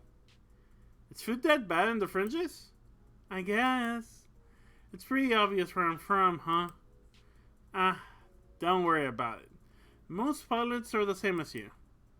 Shio looked down at her dish. I see. Ayana scooted around the table to sit beside Shio. I'm getting immune to the squeaks. Here. Ayana held her hand above Shio's. I'll show you how, if you want. Sure. Girls, is it gay for a girl to teach you how to eat spaghetti? Just asking. I think this entire thing might be gay. No, it cannot be. This cannot be gay. Right? This whole thing can't be gay. Like playing with a doll. Like... I need to repeat this. Like playing with a doll. Ayane pulled Shio's fingers around the fork, resting her thumb on top and index finger underneath. That's kind of weird. Oh, like this? Yeah. Yeah, that's how you eat, yeah. It seems easy to people like me, but I guess I'd be like trying to hold a pen properly if you never touched one in your life, right? Yeah, I see. I'm not really good with pens either, honestly. When you eat long pasta, turn the fork like this so it wraps around. Gay lessons in eating spaghetti. Ayana demonstrated, rotating Shio's hand. If it trails off, you flick sauce on your top. Oh, if it trails off, you'll flick sauce onto your top. and you get all over your face. Well, not that I really care myself. I'm always being told I eat like a pig. Is that racist? In a world with furries? I mean, it's also an old human expression. Yeah. So. Shio did her best to follow her lead, though her hand wasn't used to it. It did make sense, at least. This is harder than it looks, Shio laughed. Don't feel embarrassed when I'm the one eating this garbage. Ayane plucked one of her fries from the bowl in front of her.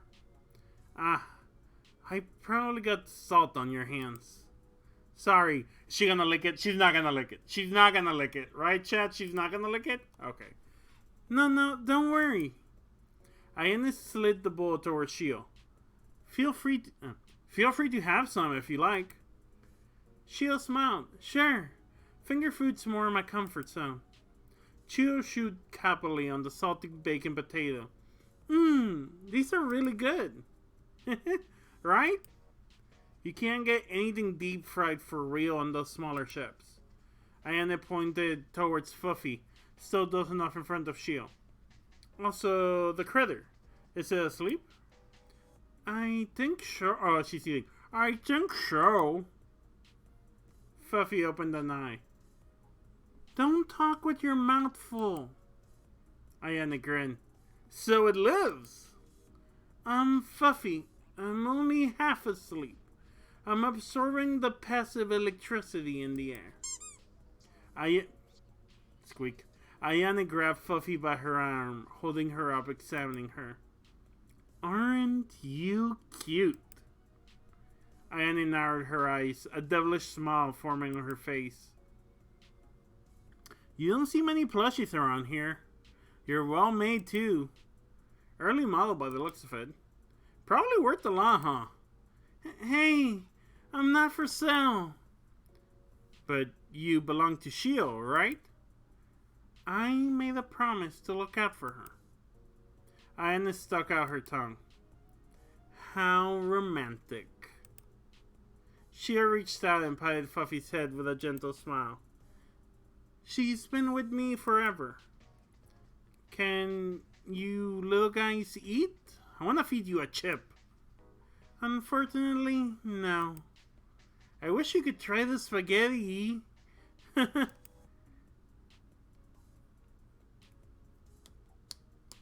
Shio carefully returned her empty tray. Ayane simply tossed hers at the pile. They had finished eating together, but Ayane was still hanging around her.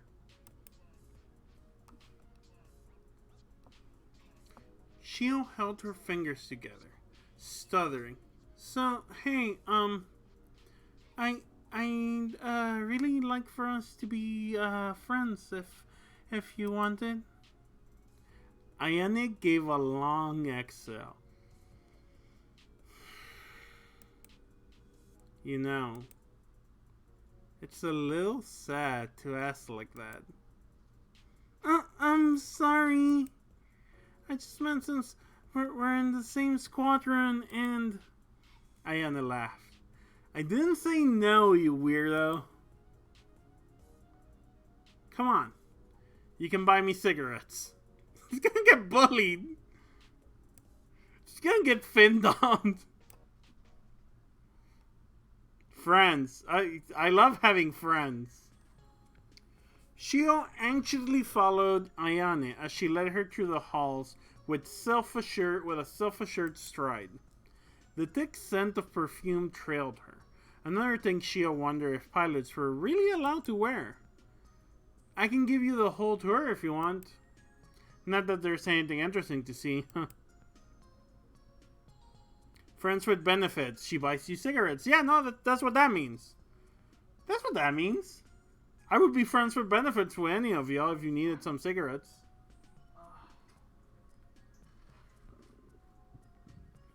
Yeah. You're a little shy, aren't you? I guess so. Don't be. Being Paul sounds fine to me. Ayane flicked her hair. You gotta trust who you fly with, right? Yeah. So, you know, we already have an extra special bond and all that. Ayane gave Shio a grin. You got a good score, right? I think so. Then I'll be relying on you to cover me. Of course! Shio shrunk a little. Not that I can even imagine fighting right now. Ayane's voice lowered. It's pretty wild, isn't it? I'm still not really used to it. But whatever. Ayane shrugged. Ayane sung. I don't really like thinking about it. No, yeah, I get that. Are we in chapter 2? No, we're still in chapter 1. We'll see if we get to chapter 2 today. I'm gonna go for another 30 to 40 minutes. We'll see where the vibe lets us.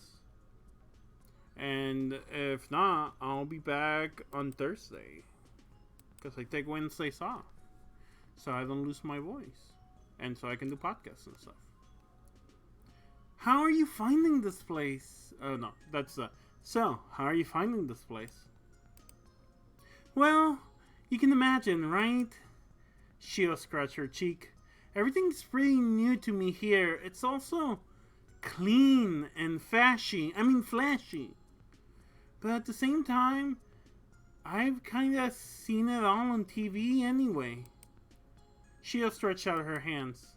I think I'm kinda still trying to get used to just being in gravity before anything else. Shio looked up at Ayane as she talked, expecting to see a bored expression. Her eyes were picked up in attention, and she nodded along to Shio's words. There's a lot of small things I never thought about. This will sound kinda silly, but I never really noticed the height differences in people much before. When you walk to someone in 0G, you usually meet at eye level. I never really noticed that was a habit everyone had until now. But now that I'm here, I'm looking up at everyone. I'm so small. Ayane leant over with a laugh. You are pretty shrimpy. Shio puffed out her cheeks. I like to think of it as a charm point. It is. You're nice and bite-sized to a carnivore like me. Homosexual! Ayane grabbed Fuffy. You're just a chicken nugget waiting to be eaten. Hey! Be nice to her. Gay, gay, gay, homo gay. Ayane released Fuffy with a laugh. I am being nice. She's flirting with you, you dumb lesbian. Sounds of churning metal and the stinging scent of fuel filled the air. The floor beneath Shio's feet rumbled as they ascended. Shio looked up at Ayane as she happily kicked her feet, sitting atop of a crate bristling with high explosive warnings. Just a couple of gals being pals. She hummed to herself, completely detached from the surrounding missile racks and soldiers in hazmat gear. Are we really allowed on here? Shio laughed, resigned to the situation. Sure we are. Pilots can go anywhere. Ayane smiled. This is a nice shortcut a few levels. Right, I met our CO, Sissy.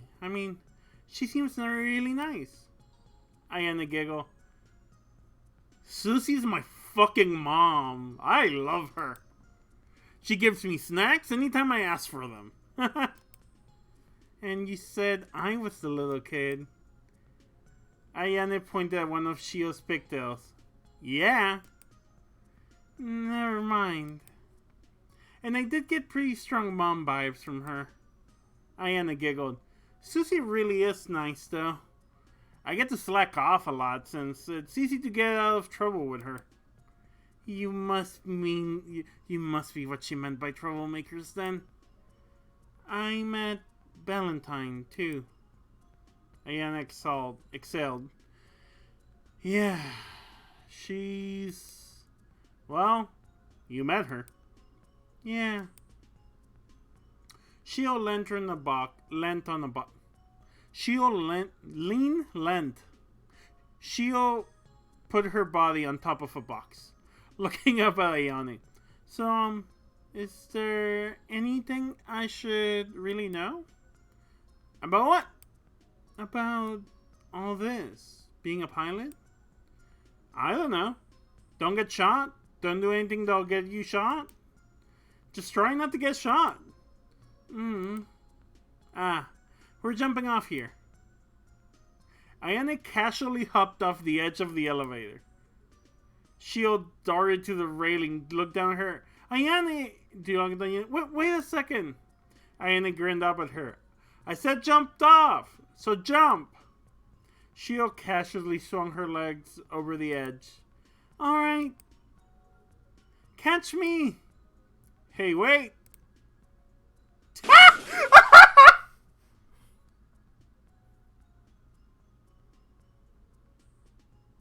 Shio and Ayane both lay sprawled out on the floor together, rubbing their heads. They're dead. They're murdered. Shio fretfully looked up at Ayane as they both sat up, but were she expected to be met with a skull? Ayane burst out laughing. You really are something. I'm so sorry. Ayane sighed, wiping a tear from her eye. It's all good, it's all good. Just warn me next time. I thought I did. Fluffy fluttered down and landed beside Shio. Aren't you two alright? Ayane patted Fluffy's head. We'd be better if we had cute little wings like yours.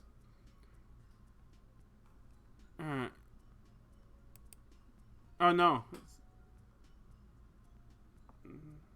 Yeah, no, that was the correct. Really don't. Are you okay? Ayane looked up. I'm being confused who's supposed to be talking here. Ayane looked up at Shio. Huh? Yeah. This is on Itch.io for $15. Yes. I got it gifted by the amazing Cutie Zirconia, who's in chat right now. Shio rubbed her nose. I'm fine. Okay, I think I just got both of them confused.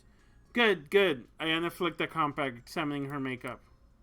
Shio gave an awkward laugh. You look fine, I think. Ayane stood up, holding out a hand for Shio and pulling her to her feet. You owe me more than a few cigarettes now, I think. Ayane laughed. Yeah, sure. You really ought to be more careful, Fluffy whined. Yeah. You say jump. I jump. Door for emergency use only.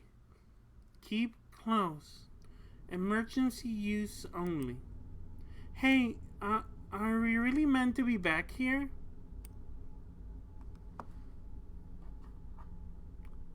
Sorry.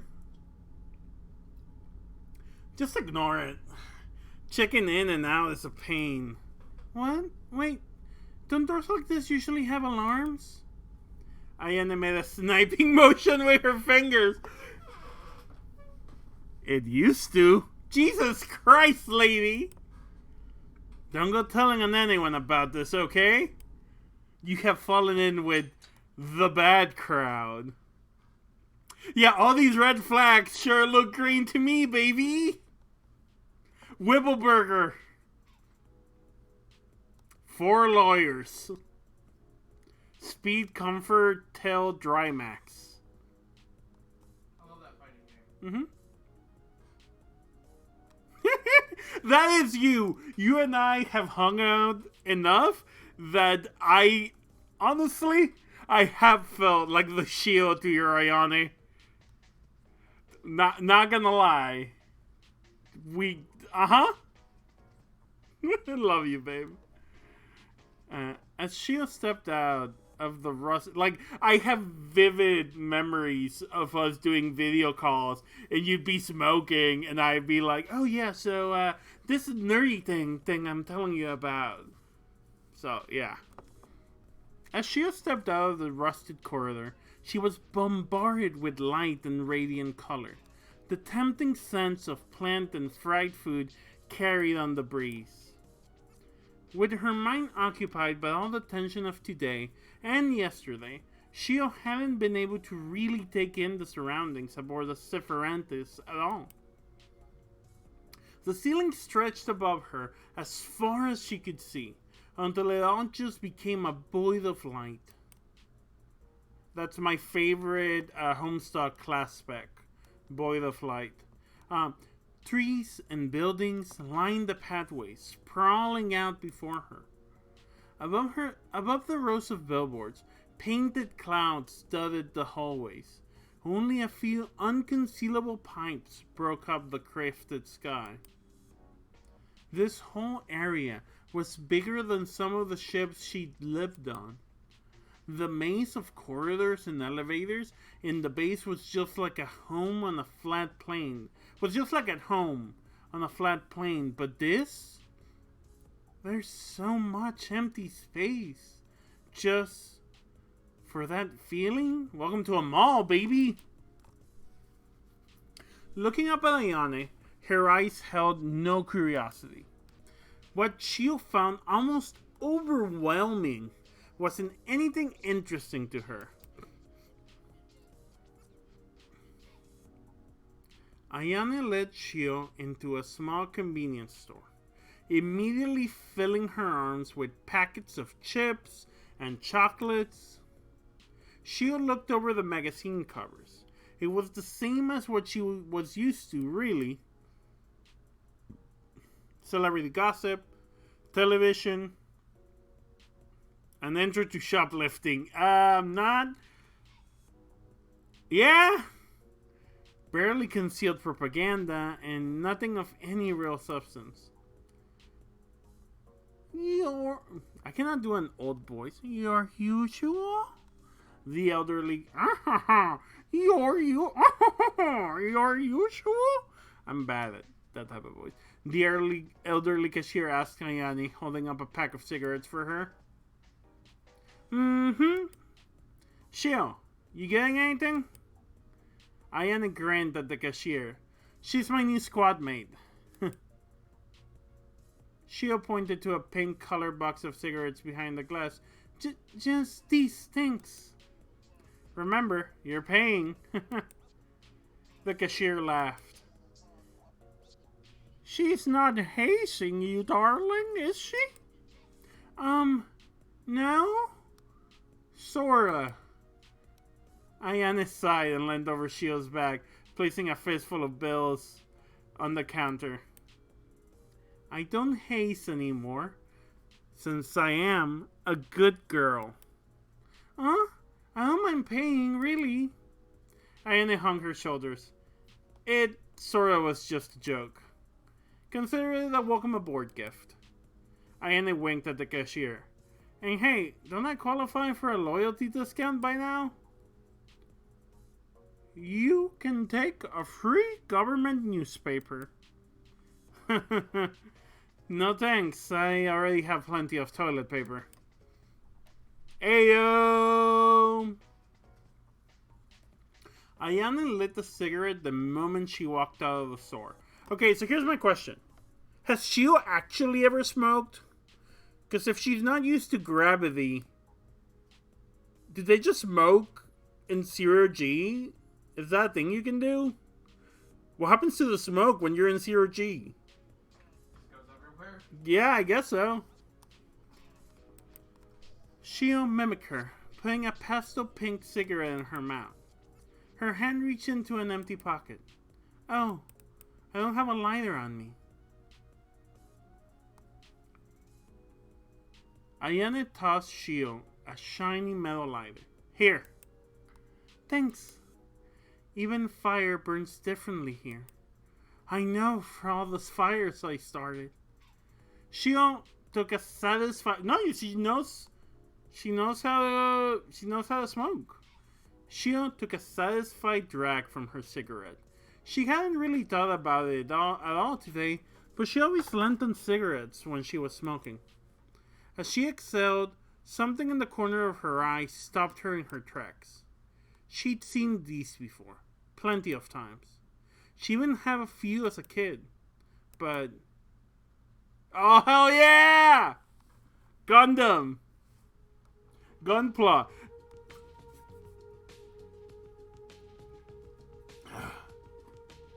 A Gunpla of your commanding officer's Gundam. Sorry, I didn't read the thing.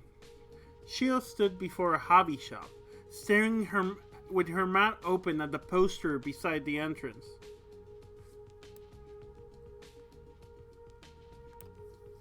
They really sell those here? Ayane turned back to her. Model Dragoons? They sure do. I mean, here, Shio protested. Isn't this kind of... Stepping back as the door opened, Shio flinched when she noticed the kid walking out was staring up at the insignia on her shoulder. Ayane grinned and flashed the kid a peace sign, scaring him off. They love us here. Oh no, they love us here.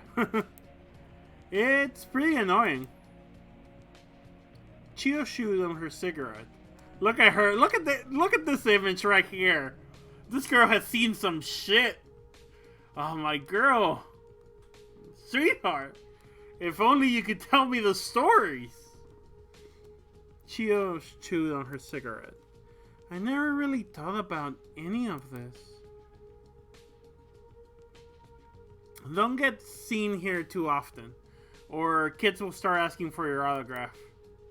Ayane grimaced. Some creep adult, asked if he could start sending me fan letters once. Are we like celebrities here? I wouldn't go that far. We're more like podcasters and streamers. I wouldn't go that far. Ayane mulled it over. Depends if you want to buddy up with the propaganda department. You can get on TV if you suck up to them enough. I just only realized. I never seen a pilot in person before today. They don't get stationed on small ships. I sort of had an idea that we had status, but this is just too weird. Isn't being looked up to by kids like kind of totally fucked? Ayane drew a line with her hand to the top of Shio's head.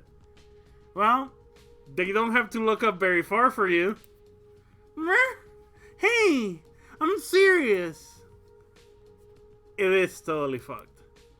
Isn't that Susie's Dragoon? Got him! Yeah.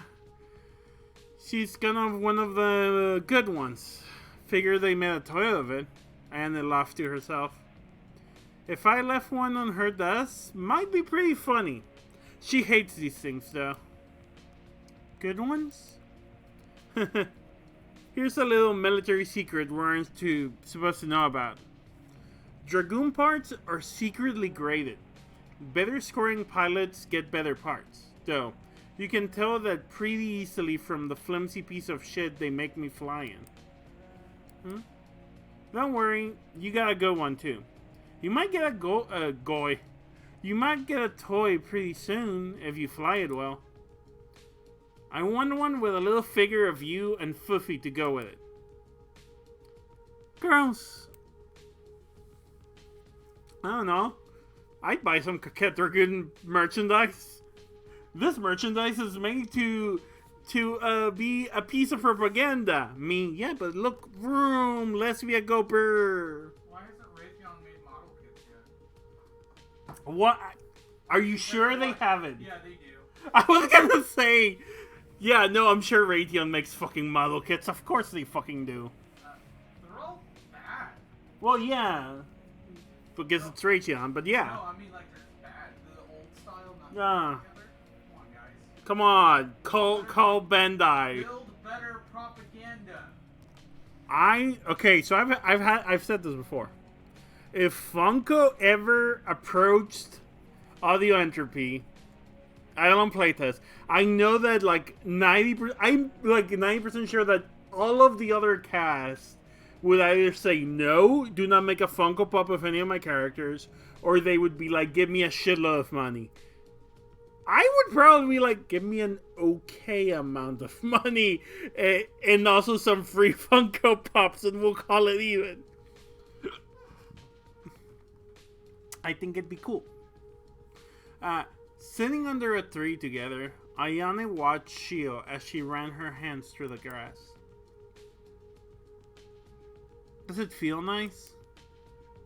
I guess. I mean, it's not like I've ever seen a plant before, Shio pondered. Yeah, like, listen. I would love some royalties on Funko Pops.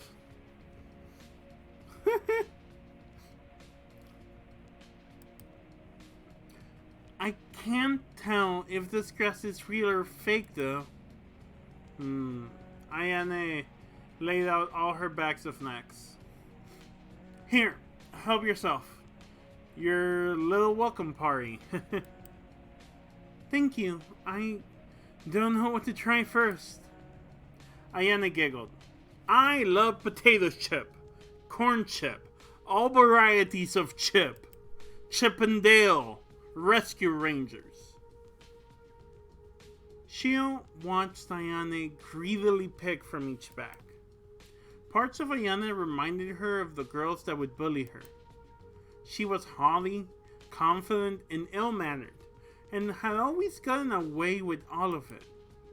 So, how long have you been a pilot for? Ayane looked up, counting with her fingers. Like 7 months, I think? Things are pretty relaxed here. Things are pretty relaxed here, aren't they? Sure are, Ayane smiled. Outside of drills and class, until we get our marching orders, pilots can do whatever they want, and we still get a big, fat paycheck. Ayane leaned back, tossing a chip into her mouth. Sure, we're paid to sit on our big, fat asses and eat potato chips and lie. Isn't this war delightful? I don't think we're going to be deployed. Oh, no, never mind. I don't think you're going to be deployed before you had a test flight, and they're still putting your Dragoons, so your arrival means I get to relax a little longer. Ayane went straight from her chips to her cigarette. I'd love to live like this, without ever risking my life, but, well... She laughed apologetically.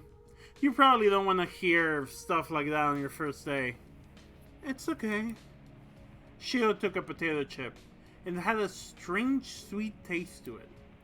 The labels and everything Ayane had bought were all incomprehensible novelty flavors. When she looked at what she had just eaten, it was apparently meant to be flavored like a donut. Donut potato chips, yes! I wish you could try these. Shio smiled at Fufi. Fufi gave a disinterested smile. Yeah. The things Ayane said had probably only made Fufi feel worse. She wasn't as dependable as Shio. She'd probably seen a lot today to dishearten her.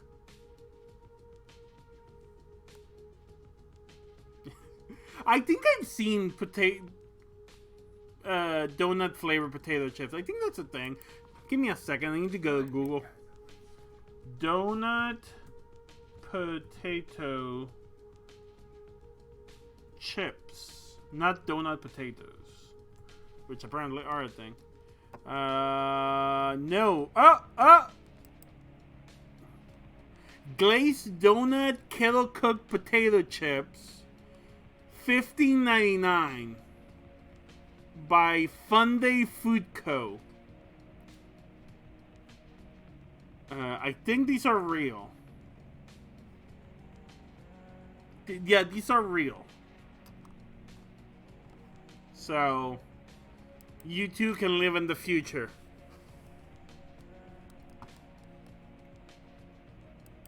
I wonder how much sugar they have. If it's like actual sugar or if it's like fake? I don't know, probably real sugar. She'd probably seen a lot today to dishearten her. She'll try a different flavor of chip. It tasted fairly normal at first, but had a peculiar aftertaste. It was apparently meant to be like beer. Okay, beer flavored chips. I don't think that's a thing, right? Yes. Yeah? Beer Yeah, flavored There's a beer flavored a lot of stuff. chips. Boom. Yeah, no, beer flavored chips are a thing. Sure.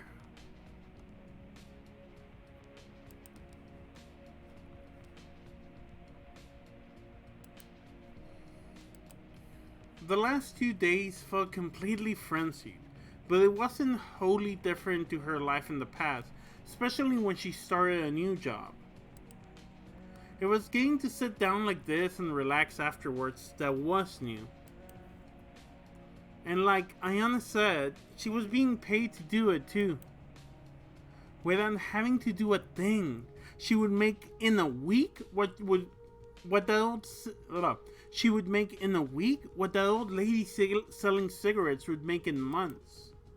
It was impossible to internalize that all of this was her life now. Almost being torn apart without anyone even noticing. Being able to lace around like this without any consequences. All of it was so contradictory. The wound on her shoulder itched. How did it weigh up? She'd been injured before and never gotten anything from it. Was being here worth that bit of pain? She thought she had to work hard and figure something out to get here. And all hard work got her was pain, humiliation, and debt. She'd take a job for a few $100s and all of it would just go right back into suit repairs or paying off bills. Her savings never increased, nor did her qualifications or experience. No matter how hard she worked, no matter how long for, it never could have brought her here. Hard work was completely worthless. And the value she possessed in the end had nothing to do with her character or determination. The GI mechanism within the Lilac Dragoons was a brute force system that turned an ordinary human into a complex formation, processing and control unit. A bleeding edge technology that allowed the disorganized Lilac forces to fight on equal terms with the enigmatic Duchy. But it was a system that only a tiny handful of humans were qualified for.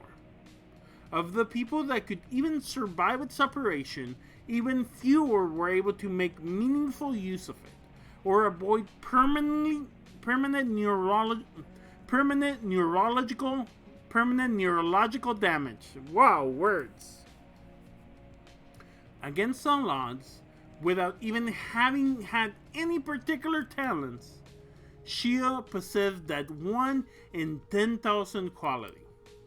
That enormous machine she looked up at earlier, without so much even as needing a manual, she could make it dance like a ballerina. No matter how many times she was told that, she still couldn't believe it was true.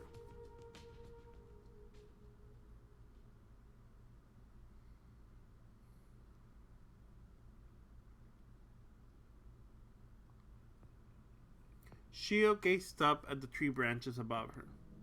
Fluffy had flown off on her own, examining the leaves. Of all the chips Shio tried, the extreme spicy chicken burger flavor was probably her favorite. It wasn't actually spicy at all, though. A lot on your mind, huh? Ayana smiled, noticing Shio's expression. Yeah. You want to hang out, so let's chat, yeah? Ayana giggled. Sorry, I'm kinda just, well, trying to take everything in, I guess. Thinking too much is poison. Hell yeah, Bimbo writes.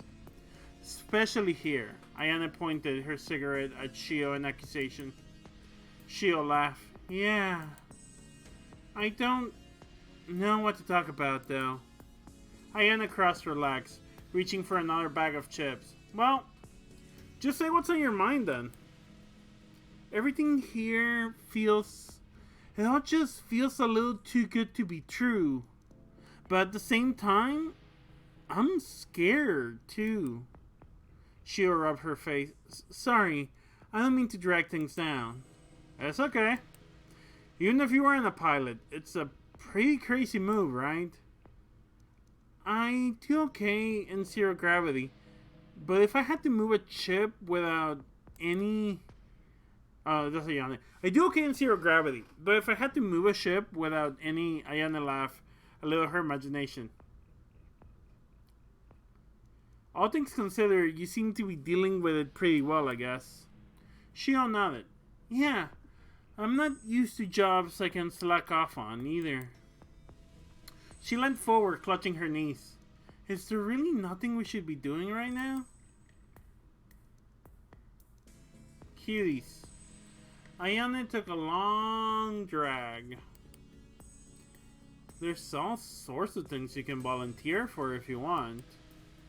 But I wouldn't bother with any of it. I couldn't care less about the war effort, doing my part, or any of that shit. I mean, we already lost, right? I just want to enjoy myself while I can.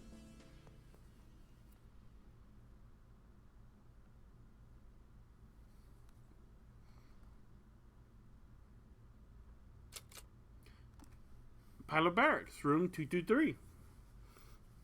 Meow!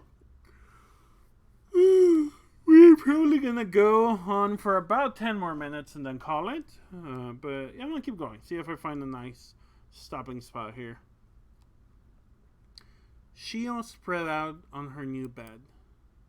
A bed in gravity. It was comfortable. Come for the cute girls, stay for nihilistic outlooks on the war. But not as much as she hoped it would be. It felt like a weight was pressing down on her.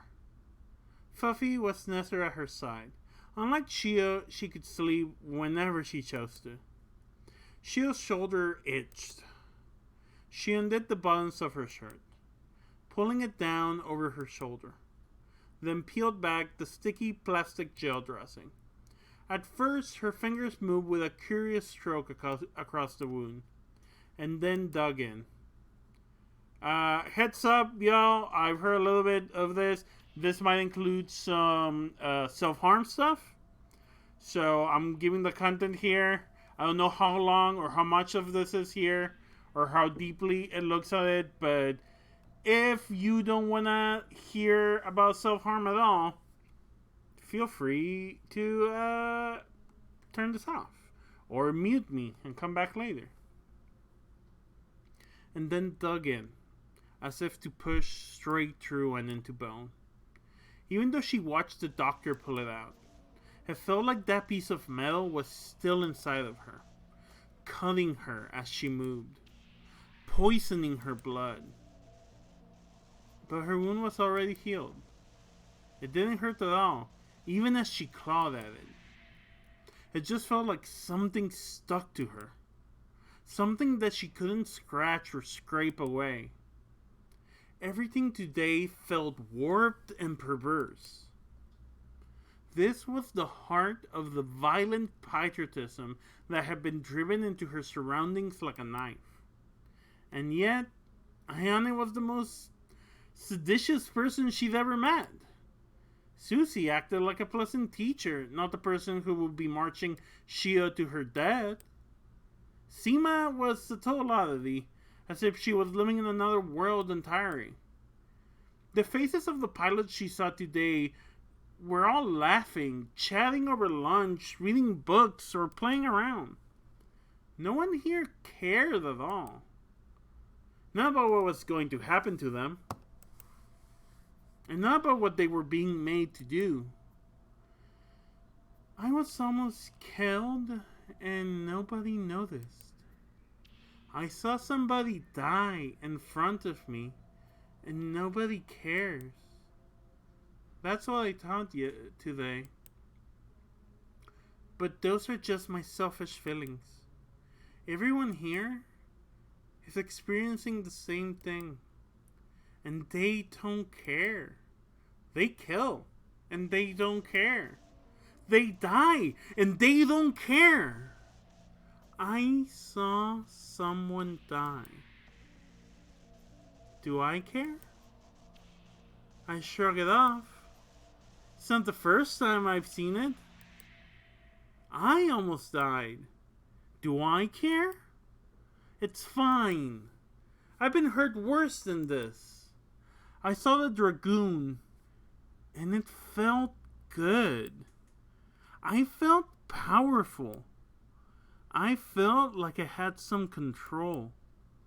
I feel like I'm being infected by something. The attitude you need to survive this place? Those other pilots are all normal, unremarkable people, just like me. That special quality that lets you be a pilot doesn't come with anything else. It doesn't mean you're cut out to be a soldier. It doesn't prepare you for anything. And they are all forced to keep doing it, no matter how I feel. I'll be forced to do it too. Do I really care either way? Am I really going to survive this?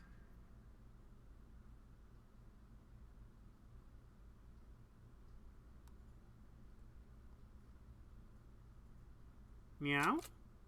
The Duchy of Lucia. What we got here? We got like 5 minutes. Should I call it here? I don't know if Zirconia is still in chat.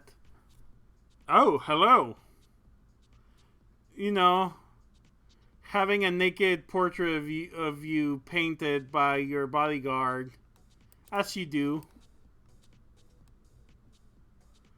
I think I'm gonna call it here, chat, and come back on Thursday at 2 p.m.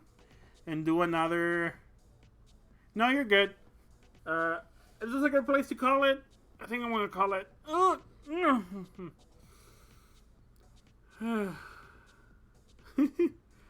I think I'm gonna call it here, and then come back on Thursday at 2 p.m. The archive will be up in a second. We got 3 people here. Yeah, you're welcome. Yeah, I'm just gonna. Yeah, sure. I'll drop you off all at Yarny's. Everyone, I'm getting the car. I'm dropping you off at Yarny's. She's playing The Legend of Zelda. So, let's go do that. And I will be back Thursday morning with more Peglin, waking up with pegging mornings. And then we will be back Thursday at 2 p.m. Central Time with more Coquette Dragoon. I should save before I forget and like close or something. Save. Boom. Boom. And yeah. Let's head out to a raid. Let's yarning.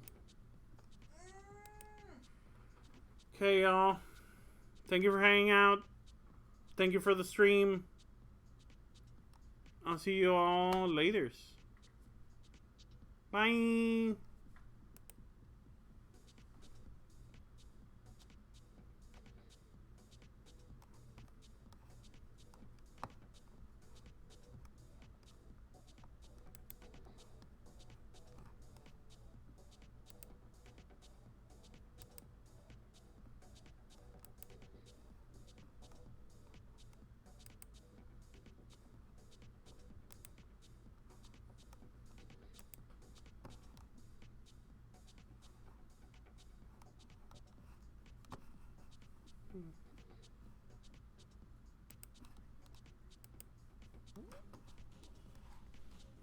Oh, cool. Mm-hmm. What is that? How's it going, Fabi?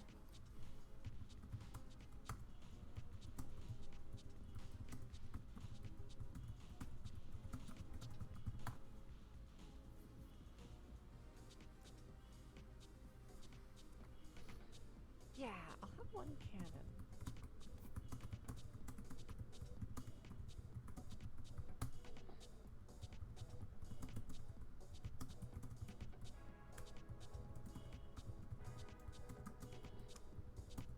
Alright.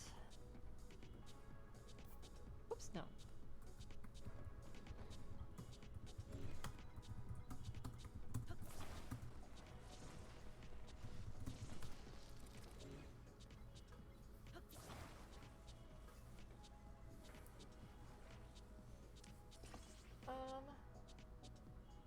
It's good and gay? Hell yeah! Do you ever want to be a tiny rabbit girl piloting a mech? Having a crush on a tall squirrel girl? I mean, I didn't. But now I do.